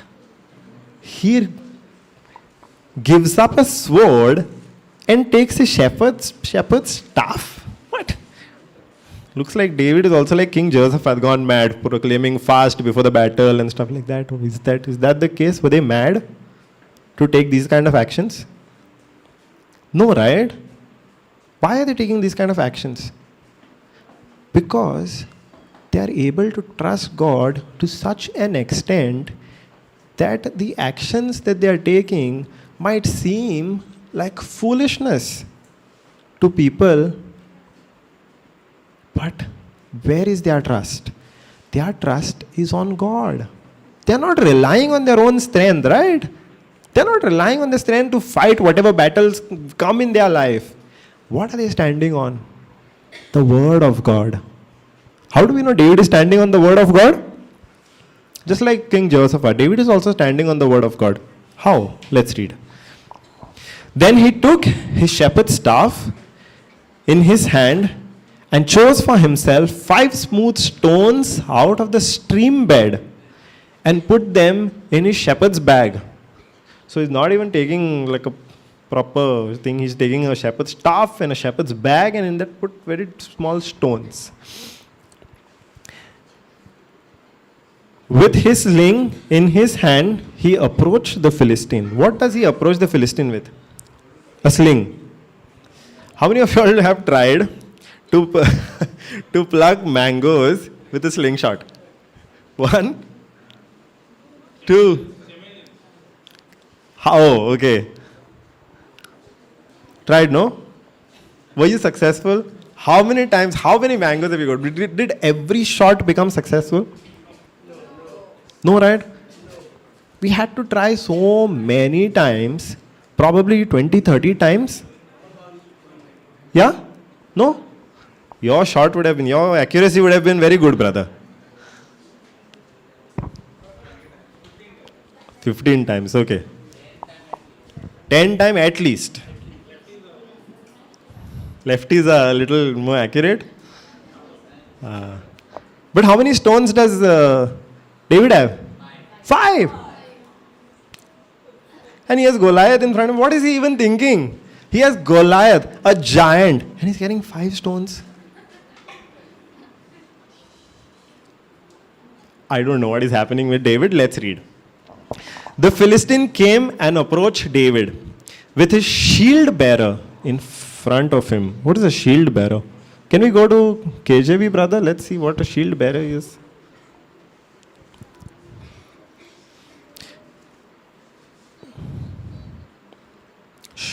Bore the shield and went before him. Okay, so he had a shield. Right. So he had the big shield in front of him. So he had, looks like he... Wait, what is happening over here? David has not worn armor, a small fellow, and the Goliath is a giant. He has come with his armor. Wow. Why? What shield has David worn? Shield of faith. Wow. Invisible shield. No? But a very, very, very powerful shield. More powerful than the shield of Goliath. Now the Goliath was a giant. He wouldn't have worn a normal shaped, normal sized shield. No, his shield also would have been bigger. Probably bigger than David only. Goliath's shield probably was bigger than David. Right? What happens next? Okay, let's continue with KJV. And the Philistine came on and drew near unto... Okay. And when the Philistine looked about and saw David, he disdained him. For he was but a youth and ruddy and of fair countenance. So Goliath was basically making fun of David. What? So Goliath is mocking David. Goliath, who has come with all the armor, and David, who has come with just a slingshot and a shepherd's staff, Goliath is mocking David. Makes sense, no? Goliath, look at it from Goliath's perspective. Goliath would have been so confident in that moment that this fellow who's come in front of me, he's not going to last. Isn't it? Imagine yourself as a giant and you come. Can an ant fight against you? Yeah? No, right? Ant can fight against elephant? Oh yeah. But could it be that David was the ant and Goliath was the elephant? Very smart. Okay, so Goliath is making fun of David over here. Perfectly confident that David is not going to last. But what happens? And the Philistine said unto David, am I a dog? Oh, dogs again, huh? Dogs are a favorite topic today. And the Philistine said unto David, am I a dog that you come to me with staves. What are staves? Maybe shepherd's staff? Oh, the plural of a shepherd's staff is called stave.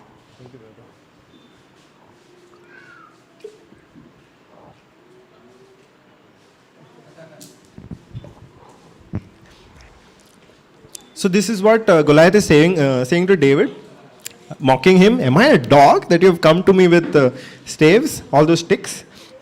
And the Philistine cursed David by his God. So the Philistine also had his gods, no? So in his God's name, he cursed David.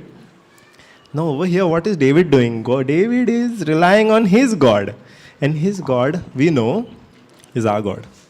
And he's the mightiest of all gods. Right? Let's go ahead.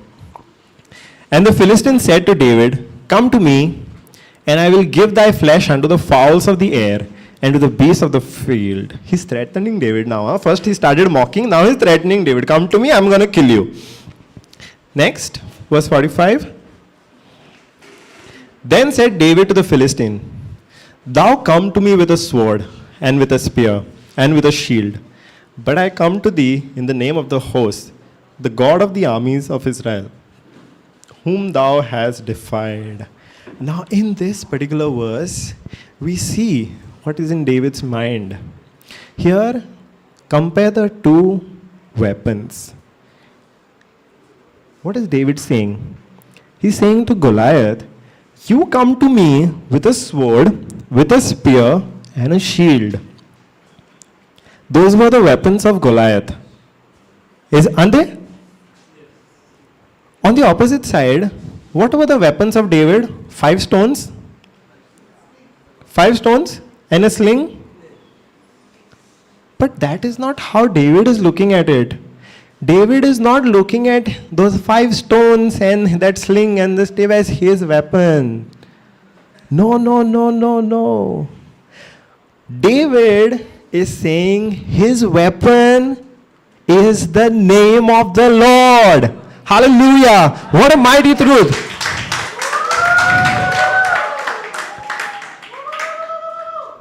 It does not matter. It does not matter whether David had 5 stones, 10 stones, or even 2 stones, because those were not his weapons. His weapon was that he was coming in the name of the Lord. What does that mean, that he was coming in the name of the Lord? What do you think that means?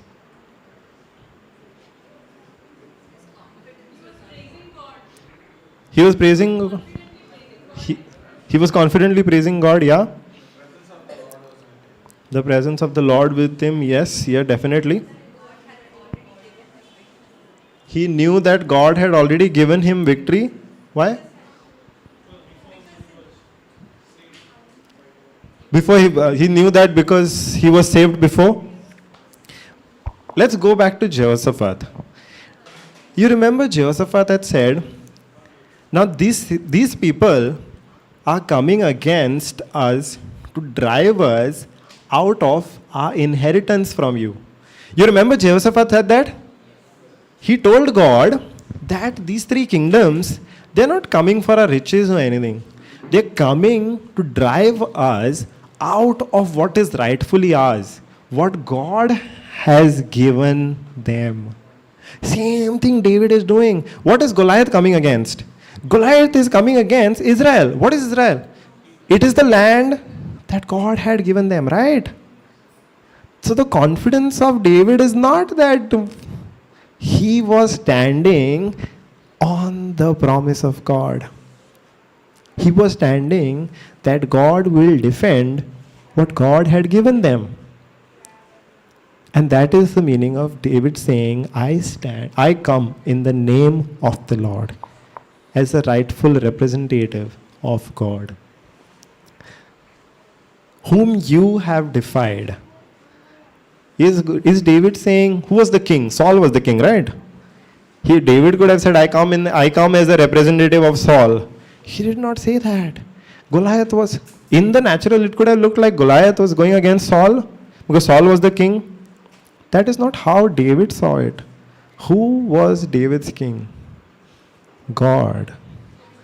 And David is going against Goliath in the name of the Lord as the representative of God. Verse 46. This day will the Lord deliver thee unto my hand. Is he saying, I am going to kill you? What is he saying? He's saying the Lord is going to deliver you into my hand. He's not saying, I'm going to throw stones at you and I'm going to kill you. Because his confidence is not in God. He's saying, God is going to deliver you into my hand. And I will smite thee and take your head from thee. Ooh, what a joke. David is here. Goliath is here. How is he going to reach Goliath's head? Can you imagine? Ant reaching for the elephant's head. Let's say even if you cut the head, how is he going to carry?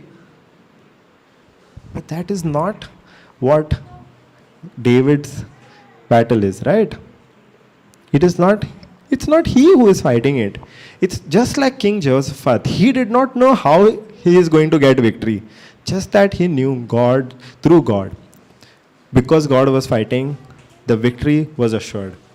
In the same way, with David also, the victory was assured. David did not know, he did not have to plan and strategize how he was going to get victory, just that the victory was assured. Because God was fighting it. Let's go ahead. And take thine hand, and take thy head from thee, and I will give the carcasses to the host of the Philistines this day, unto the carcass of the host of the Philistines this day, unto the fowls of the air, and to the wild beasts of the earth, that all the earth may know that there is a... Go ahead, brother. There is a God in Israel. Even now, what is David saying? He's not saying, I'm going to kill you, and then your kingdom is going to, your people are going to know that David is a mighty fellow. No. David is saying, you are going to be dead. But through that, you will know that there is a God in Israel. All the time, David is focused on God. He's only standing on the name of the Lord, on the promise. Right? Why was David able to fight Goliath? Because he knew that what he is defending is rightfully his.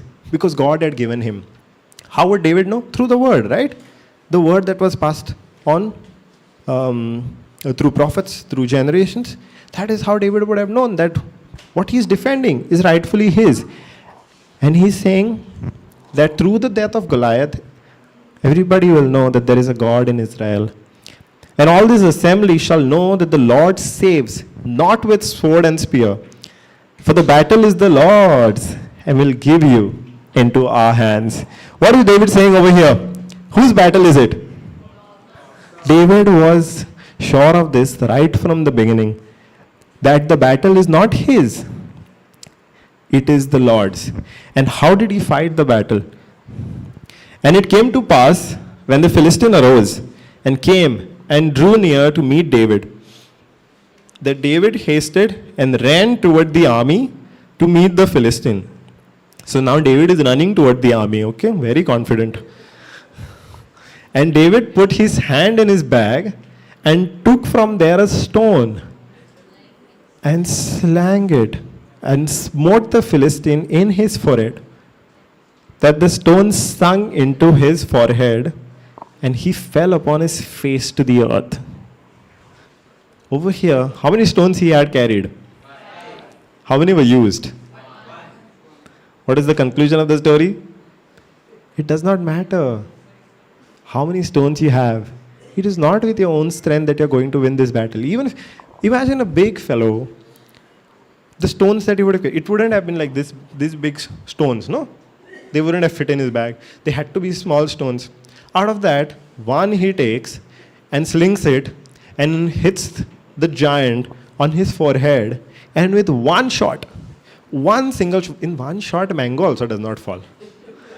But with one shot, a giant, Goliath, falls down on his face.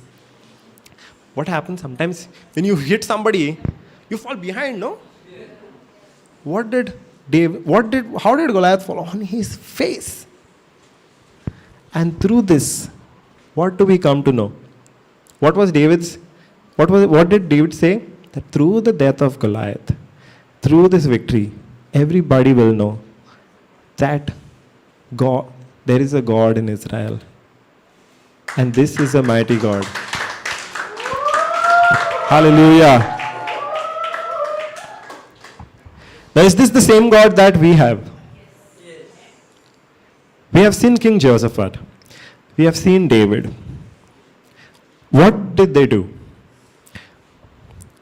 Praised God, first of all. What did the praise help them do? It helped them magnify God. Basically, what they were doing was making God bigger than their problems. How did they magnify God? They remembered all the things that God had done for them. So many times it happens that God works in our lives also in so many different ways, right? But after a point, let's say after six months, 1 year, we tend to forget a lot of the things that God has done in our life, no? Doesn't it happen? Did they let that happen to them? When both of them spoke, it could have been years also that God had done something for them. But they remembered it, right? In whatever way. We don't know whether they wrote it down, whether they did something else to remember. But the point is they remembered it. We can also do so many things. Today we can write it down, right? We can record it in our phones, keep it somewhere, recorded, whatever God has done, right? We have so many miracles happening over here. We have so many miracles happening in this group itself. We have seen hands and legs growing today. Now tomorrow, if in case you find somebody whose one hand is short, can you use your memory of today's healing and magnify God somewhere else? It is not necessary that it has to happen to you, right? You can, at that moment, after 1 year, let's say, after 1 year, you come across somebody whose hand is short and you are praying for that person. You can magnify God in that moment by remembering today, saying, God, aren't you the same person who grew our sister's hand today? Grew our sister's legs today? And was it difficult? No, right? It was a simple prayer that was made, combined with faith and an action from our part, from the part of whoever is making the prayer, and an action on the part of our sister also, right? We can use such kind of remembrances to magnify God, no matter what the situation is in our life, no matter how much further in our life a situation comes. And that is what King Jehoshaphat, King David did. We have multiple examples. What happens when we don't remember? That also is possible that we forget. You remember when Israel came out, they were all the time grumbling. True, right? You know that, right? The journey was not supposed to be long. So the journey from Egypt to the promised land, it was not supposed to be long. But how long it took them? 40 years. They stuck outside the promised land for 40 years. Why? Because they were not recognizing how much God is working on their behalf. But instead, they were all the time grumbling, all the time complaining, saying, God, you are not doing this. Why have you brought us out of here? Have you brought us out of here to die? There is no water, there is no food, there are snakes, something else. They're all the time grumbling to God, grumbling to Moses. And they're going ahead and building idols. What? How can you so easily forget that it is the God who brought you out of Egypt without you having to raise a single finger at your enemy? The sea parted, the manna was provided out miraculously, water came, drinking water came out of a rock. They forgot that, right? And what was the result? When they actually were ready to enter to the promised land, they doubted.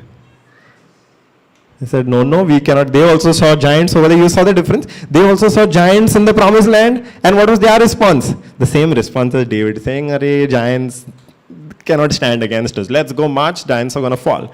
They said the same thing, right? What did they say? They said, no, we are like grasshoppers in front of those giants. And what was the result? They had to spend 40 years in the wilderness. Think of the picture that David had in his head and compare that to the picture that the Israelites had. David was standing on the name of the Lord. Even though David was smaller than Goliath, spiritually, because he was standing on the name of the Lord, he was the real giant. And Goliath was the grasshopper. But to the Israelites, they made themselves grasshoppers. Do we do that? In the beginning only, we spoke of all the different ways in which we accept sicknesses or any problems, saying suffering is supposed to be a part of our life. Through suffering, we're supposed to glorify God, and we cannot have life without suffering. Is that not how we make ourselves grasshoppers? We're not supposed to be grasshoppers, right? We are not supposed to magnify the suffering, right? We're supposed to magnify God, which both King Jehoshaphat and King David did. What do we see in the next verse?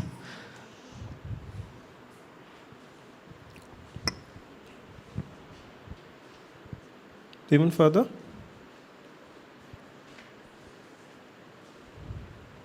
Further? Wait, sorry. That was, yes. Therefore, David ran and... now Goliath has already fallen. So David ran and stood upon the Philistine and took his sword and drew it out of the sheath thereof and slew him and cut off his head therewith. Wait, what? Is this true? Can you believe it? David first kills Goliath. Okay, earlier he's talking about cutting David's head and all of that. Now he's actually doing it. But how? With Goliath's sword. He is not doing it with his own sword. He's taking, after Goliath falls, he's taking Goliath's sword and cutting Goliath's head with the same sword.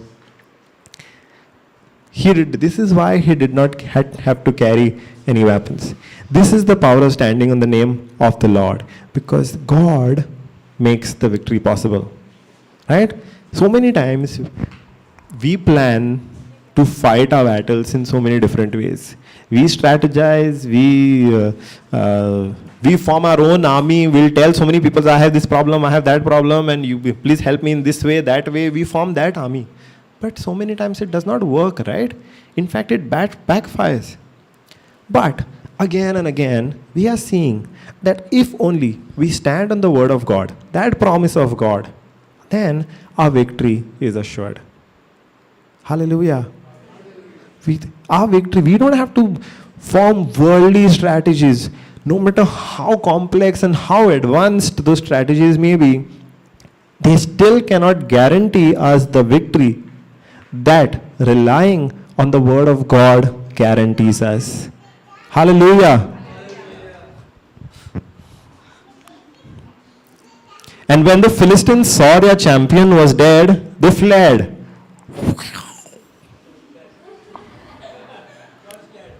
What just happened? The Philistines, they saw their champion fall and they fled. In one shot, the victory was theirs. The whole Philistine nation, the entire army of the Philistines, they fled. Can you imagine how scared they would have to be? Now, were they scared that David is going to kill them also? No, right? It cannot be. What? Why would they have fled? Why do you think they fled? Their confidence was on Goliath? Okay. Acceptable answer. What else? They saw how God worked through David. And this is what David had said, right? You are going to die, and then your people are going to know that there is a God in Israel. They did not flee because they got scared of David. They fled because of what David had said. They saw how God worked through David. That is the might of our God. Hallelujah.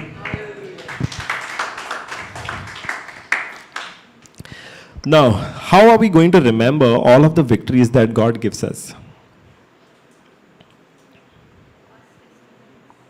Testimonies are our own testimonies, yes. What else?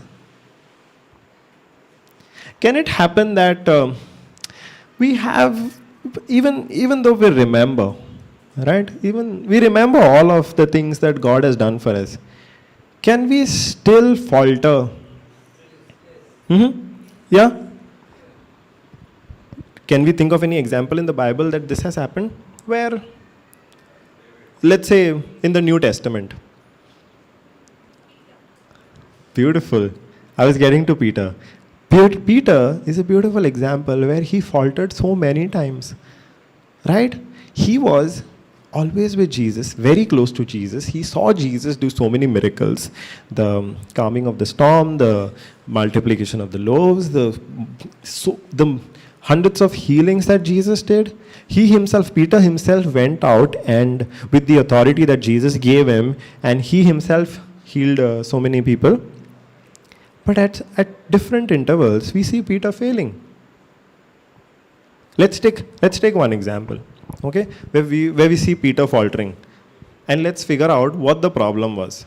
Okay, here we have learned that through King Jehoshaphat, we have learned through David that they all stood on the word of God.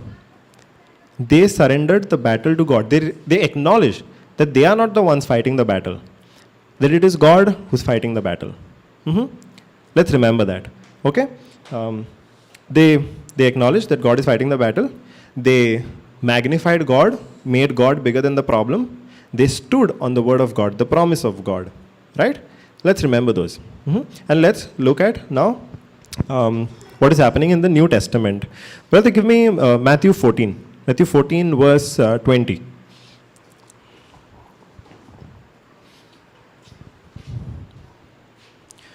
Over here now, Peter, and along with some of the other apostles, they are in a boat. Okay, Jesus has commanded them to cross the river and go to the other side of the river. Okay, that is the backdrop of the story.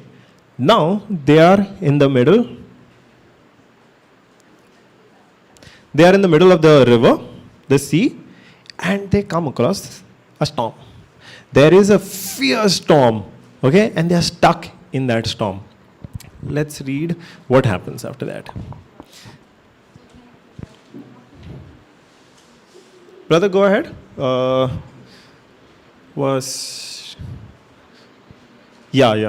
here. The next verse, 22. Sorry. And straightaway Jesus constrained his disciples to get into a ship and to go before him unto the other side, while he sent the multitudes away. Okay?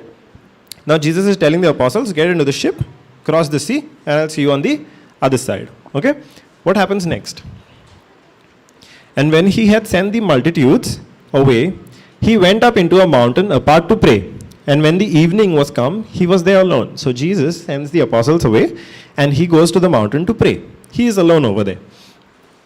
But the ship was now in the midst of the sea, tossed with waves, for the wind was contrary. So the wind was blowing opposite to where they were going. So now you know, while riding a bike only, how difficult it is. Now in a sea, you can imagine how strong the wind would be.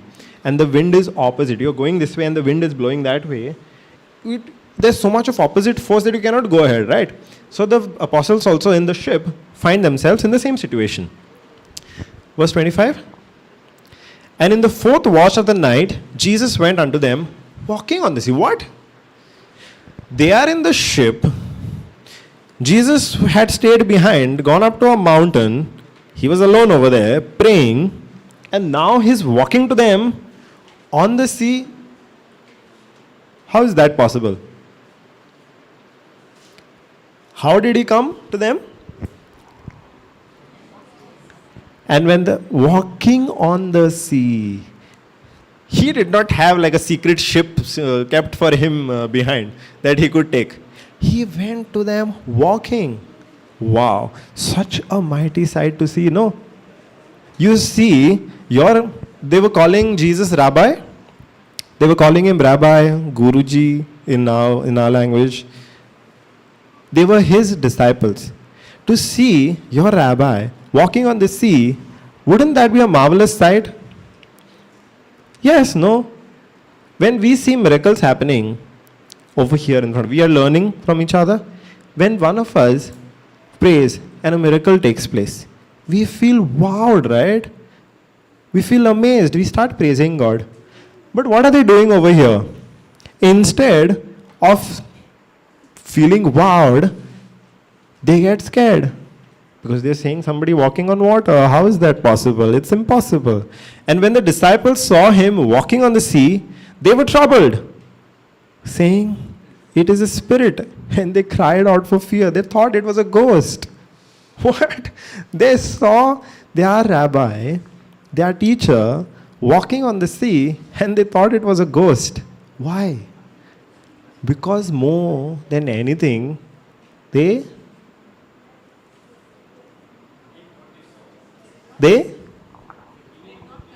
feared. What have we been learning? Every time that something marvelous happens, the first words that are spoken is, "Do not be afraid." And that is the very thing that we are seeing happening over here, where the apostles are afraid. And what is the result of that? They cried out of fear. But straight away, Jesus spoke to them, saying, "Be of good cheer, it is I. And be not afraid." Even now, Jesus is saying the same thing to them. The very first thing that he tells them is, "Do not be afraid." Why? But Peter answered him and said, "Lord, if it be thou, if it is really you, tell me to come to you on the water." So now Peter is throwing a challenge, sort of, to Jesus. Is it? Could be a challenge. Or rather, he's asking Jesus to prove himself.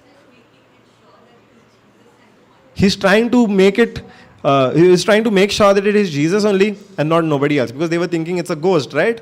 And that ghost is, supposedly a ghost is telling them, "I am Jesus." So Peter's like, "Prove. I'm not going to believe you, prove." So what Jesus says? Peter is asking Jesus, "Prove it by telling me to come to you on the water." So Jesus is like, "Come." Simple, no? Let's prove. So Jesus says, "Come." And when Peter was come down out of the ship, he walked on the water to go to Jesus. Wow. Peter was able to walk on water. Actually, the title of this passage in the Bible is that Jesus walks on water. It should be Peter walks on water. Or rather, Jesus and Peter both walk on water. But we see that Jesus tells Peter to come out and walk on water. And Peter actually steps out. Imagine the amount of courage Peter would have had to take to simply take that step out of the boat. Can you imagine? There is a storm, right? And you see somebody walking on water. First of all, that itself is an impossible sight. But Jesus is walking on water. And then he tells Peter, "You also come." It would have taken so much of courage to take that one step out of the boat. And Peter took that. Did he have faith? He had confidence in Jesus' word. Jesus spoke the word, right? He said, "Come." And Peter obeyed that word. He took that step. And another. And he walked on water. But then what happened? Did he continue walking on water? do we also, we read the word of God, right? And we get an instruction. We also take that step out of the boat and we start walking on water. We are not standing on the water, but we are standing on the word of God. We start walking, right? But then what happens? Do we also, like Peter, what happens to Peter next? Let's read. But when he saw the wind boisterous, he was afraid. The same problem again and again of being afraid. But when he saw the wind boisterous, he was afraid. And beginning to sink, he cried, saying, Lord, save me. What happened to Peter over here? Let's break down this one verse. When he saw wind boisterous, he was, okay, let's take only that. What happened? He saw the wind. What does that really mean? Okay, now he had obeyed the word of God and stepped out. Now he shifted his focus from Jesus to what was around him. There was fierce wind around him. He took that step of faith. He walked also. But then his focus shifted. Doesn't it happen to us also? We take that step of faith. We rely on the word of God. But then we start looking at other things. Then we start thinking of all of the different ways in which we need to take care of things, in which our relatives tell us that it's this way it happens and that way it happens. With the virus only, right? You have to wear a mask. You have to wear gloves, wash your hands. Otherwise, you'll catch it. And there are different things that we get to hear from people and how focus shifts, right? And that is when we let fear enter. What happened to Peter also? When his focus shifted from Jesus to the wind, he started getting afraid. And what is the problem with getting afraid? Now imagine this. How many times we have come across this problem in today's reflection only, that fear caused, or somebody said, do not be afraid, right? Even at the beginning, the very first thing that Jesus said to them is, do not be afraid. And after 2 verses, we see Peter was afraid. And what happened when Peter got afraid? He started sinking. Same thing happens in our life also. We would have taken a step of faith, right? We would have been walking by faith. But when the focus shifted, and through that we saw that we let fear come in, that is when things start going wrong again, no? Isn't it? Can you understand this one truth? Where how much we need to guard ourselves against fear.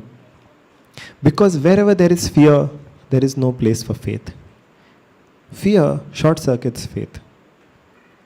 And short circuits is not a small thing, right? It completely destroys it. Faith cannot work if there is fear. And same thing happened over here. When Peter was afraid, he started sinking. And then he started crying out, Lord, save me. Now in the next verse, don't go to the next verse, but in the next verse, we'll see Jesus having pity on Peter, saying, sorry, I shouldn't have asked you to, first of all, step out only on the water. What was I thinking? Sorry, let me give you a hand. That's what Jesus would have said, no? He had pity on Peter. Did he? Did Jesus have pity on Peter? Pity on Peter, sounds good. Did he have pity on Peter? He got angry. Why?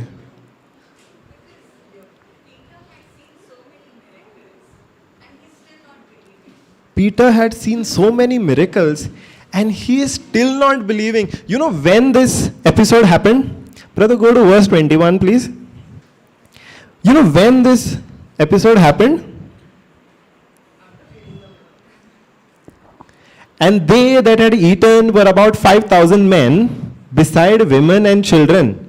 This is the verse that comes immediately before we start the story about Jesus and Peter walking on water. So this incident of them walking on water immediately happened after Jesus fed the multitude. Now that in itself was such a huge miracle, right? With a little food, Jesus was able to feed thousands, and Peter had seen that. Immediately, had he forgotten how mightily the Lord had worked? Had he not? But what did he do? Did he stick around and wallow in his failure? Did Peter do that? Did Peter say, I failed. Sorry, Jesus. No. I cannot be trusted now. All that. Did he say, I'm not worthy of your love, Jesus? Cast me away from your presence, Jesus. Did he say all those things? Do we say those things? We say those. We consider ourselves unworthy, right? After we make certain mistakes. Did Peter say that? No, right? Because eventually we know that empowered by the Holy Spirit, Peter was a very different person. That goes much further. Let's go into the story. Brother, go ahead. So we see that Peter shifts his focus from Jesus to the situation around him, starts feeling afraid, and then he starts sinking. And then Jesus immediately stretched forth his hand and caught him and said unto him, O thou of little faith, wherefore, why did you doubt? That's the translation. Why did you doubt? What had happened? The problem was not that Peter had little faith. He had faith and he stepped out. But the problem was, why? Because he doubted, right? When doubt entered, the faith stopped. He had faith. What did Jesus say? It is enough if you have faith as small as a mustard seed. It is enough. Probably that is the amount of faith that it took for Peter to step out. But that little faith also did not work because of doubt. And when did that doubt come? When Peter started focusing on all the other things except Jesus, except the word of God, except the instruction that he had received from Jesus.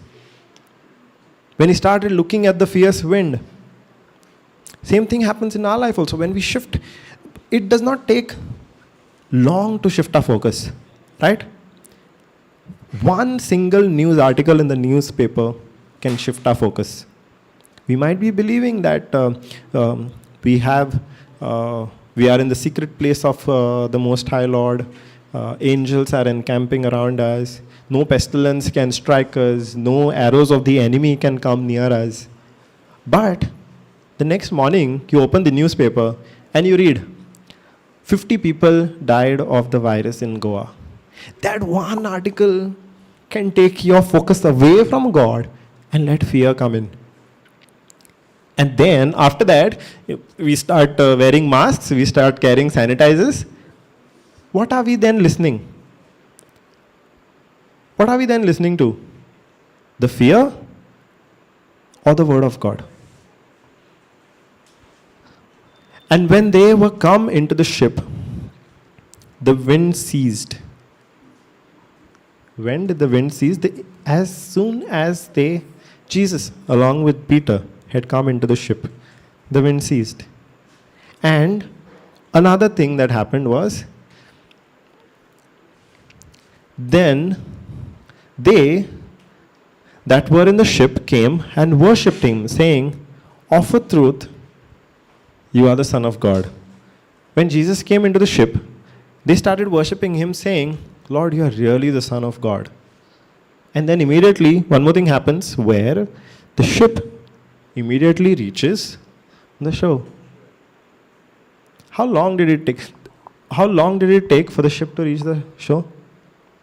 First of all, Jesus sent them out long ago, right?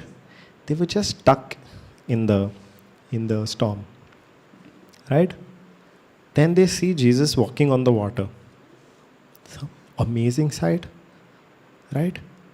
Then they hear him speak to Peter and command Peter to come out on the water. And Peter follows.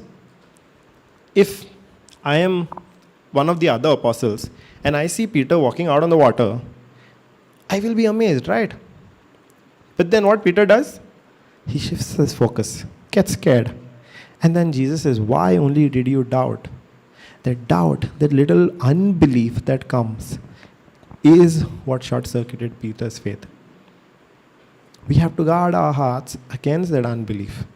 But then we see that when Jesus steps into the boat, they acknowledge that he is truly the Son of God. And then the boat immediately reaches the shore. Immediately reaches the shore. Can we go to the next verse, 34? Wait. Yeah, and when they were gone over, they came into the land of Gennesaret. Yes. Yeah, so the boat immediately reaches the shore. Now, what are our lessons in all of these reflections today? Let's once again summarize. What can we learn from King Jehoshaphat and David? When they were faced with a problem, what was their approach?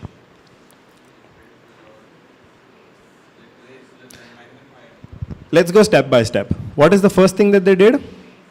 Praised. Through the praise, what did they achieve? They magnified the Lord. Okay? After magnifying the Lord, they remembered God's promises. After that, the problem was smaller than the God. Yes, that comes under magnifying the Lord. Okay? Before facing the battle, they professed their reliance on God. They said, God, this is not in our own ability. We are not going to fight this battle with our own ability. Our eyes are fixed on you, just as Peter should have done. He should have kept his eyes fixed on Jesus, right? They profess their reliance on God. After that, what did they do? Yes, before that, they actually made a prayer. Right? I mean, they spoke about the problem also, that is combined. Spoke about the problem and professed their reliance on God. After that, what happened? They got an instruction, right? They followed that instruction. Even Peter, he followed that instruction. Yeah, it takes faith to follow that instruction. But two things that did not happen with King Jehoshaphat and David happened with Peter. Until the victory was theirs, they kept their focus on God. Right? Both, King Jehoshaphat, David, kept their eyes focused on God. They knew their identity in God. They knew what the promise of God for them was. They knew on what they are standing, not on their own ability, not on their weapons, but the weapons of God, because the battle was of the Lord's. Right? Only with David, this did not work because his focus shifted. And with that focus shifting, what was the result? Fear came in. He was afraid and he started sinking. With fear came unbelief also. So many times it is, we have a lot of faith, but we also need to make sure that we don't have any kind of unbelief. We don't give any scope for anything that can cause unbelief. Agreed? Yes, we may have faith. We might take actions also, mighty actions based on faith. But if we fail to guard our hearts against unbelief, then we can lose. If we go back to my own experience, when after 6 months the symptom came back, if at that time I would have wavered and said, maybe the sickness has come back, I would have lost the battle. It was in that moment that I had to stand firm on the word of God, on the promise of God, and still take an action of faith, not an action of fear, not being afraid. And this is a repeated action every time, in every battle. Our battle is not to fight with our carnal weapons. Even in Ephesians 6, it talks about the armor of God. But is it physical armor? Is it really strategies and best practices and whatnot that God tells us to do? Even when God tells us to put on the armor, that's a very different armor, right? You cannot see that armor with your physical eyes. That is spiritual armor that we have to put. Just like David. His armor was not a sword or even that slingshot. His armor was the name of God. And that is what gave them victories. Hallelujah. Praise you, Jesus. So are we ready to apply all these lessons to whatever battle we are facing? Yes. Hallelujah. Now we know how to fight our battles. Because the battles are not ours. The Lord fights those battles for us. All that we have to do is stand still and stand firm on the word of God, on the promise of God, following His instructions. How the victory comes? Not our problem, not our concern. How the victory comes, it is God's domain. Because why? The battle belongs to the Lord. Hallelujah. Praise you, Jesus. Let's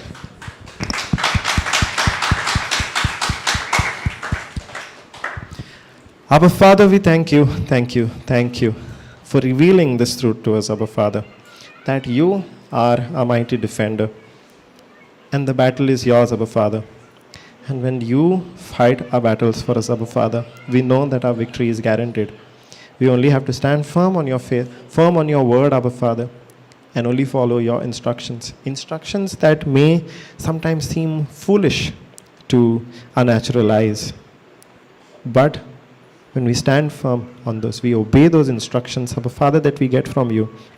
They might seem foolish, but the victory that you give us through this faith, Abba Father, is a mighty victory, is the supernatural victory that with all our intelligence or the intelligence of the entire world, we cannot get that victory. But with your ability, Abba Father, and with your power, we can get a supernatural victory in every battle that we face without even fighting, Abba Father. Thank you, Abba Father, for revealing this truth to us and for setting us free. In the name of Jesus.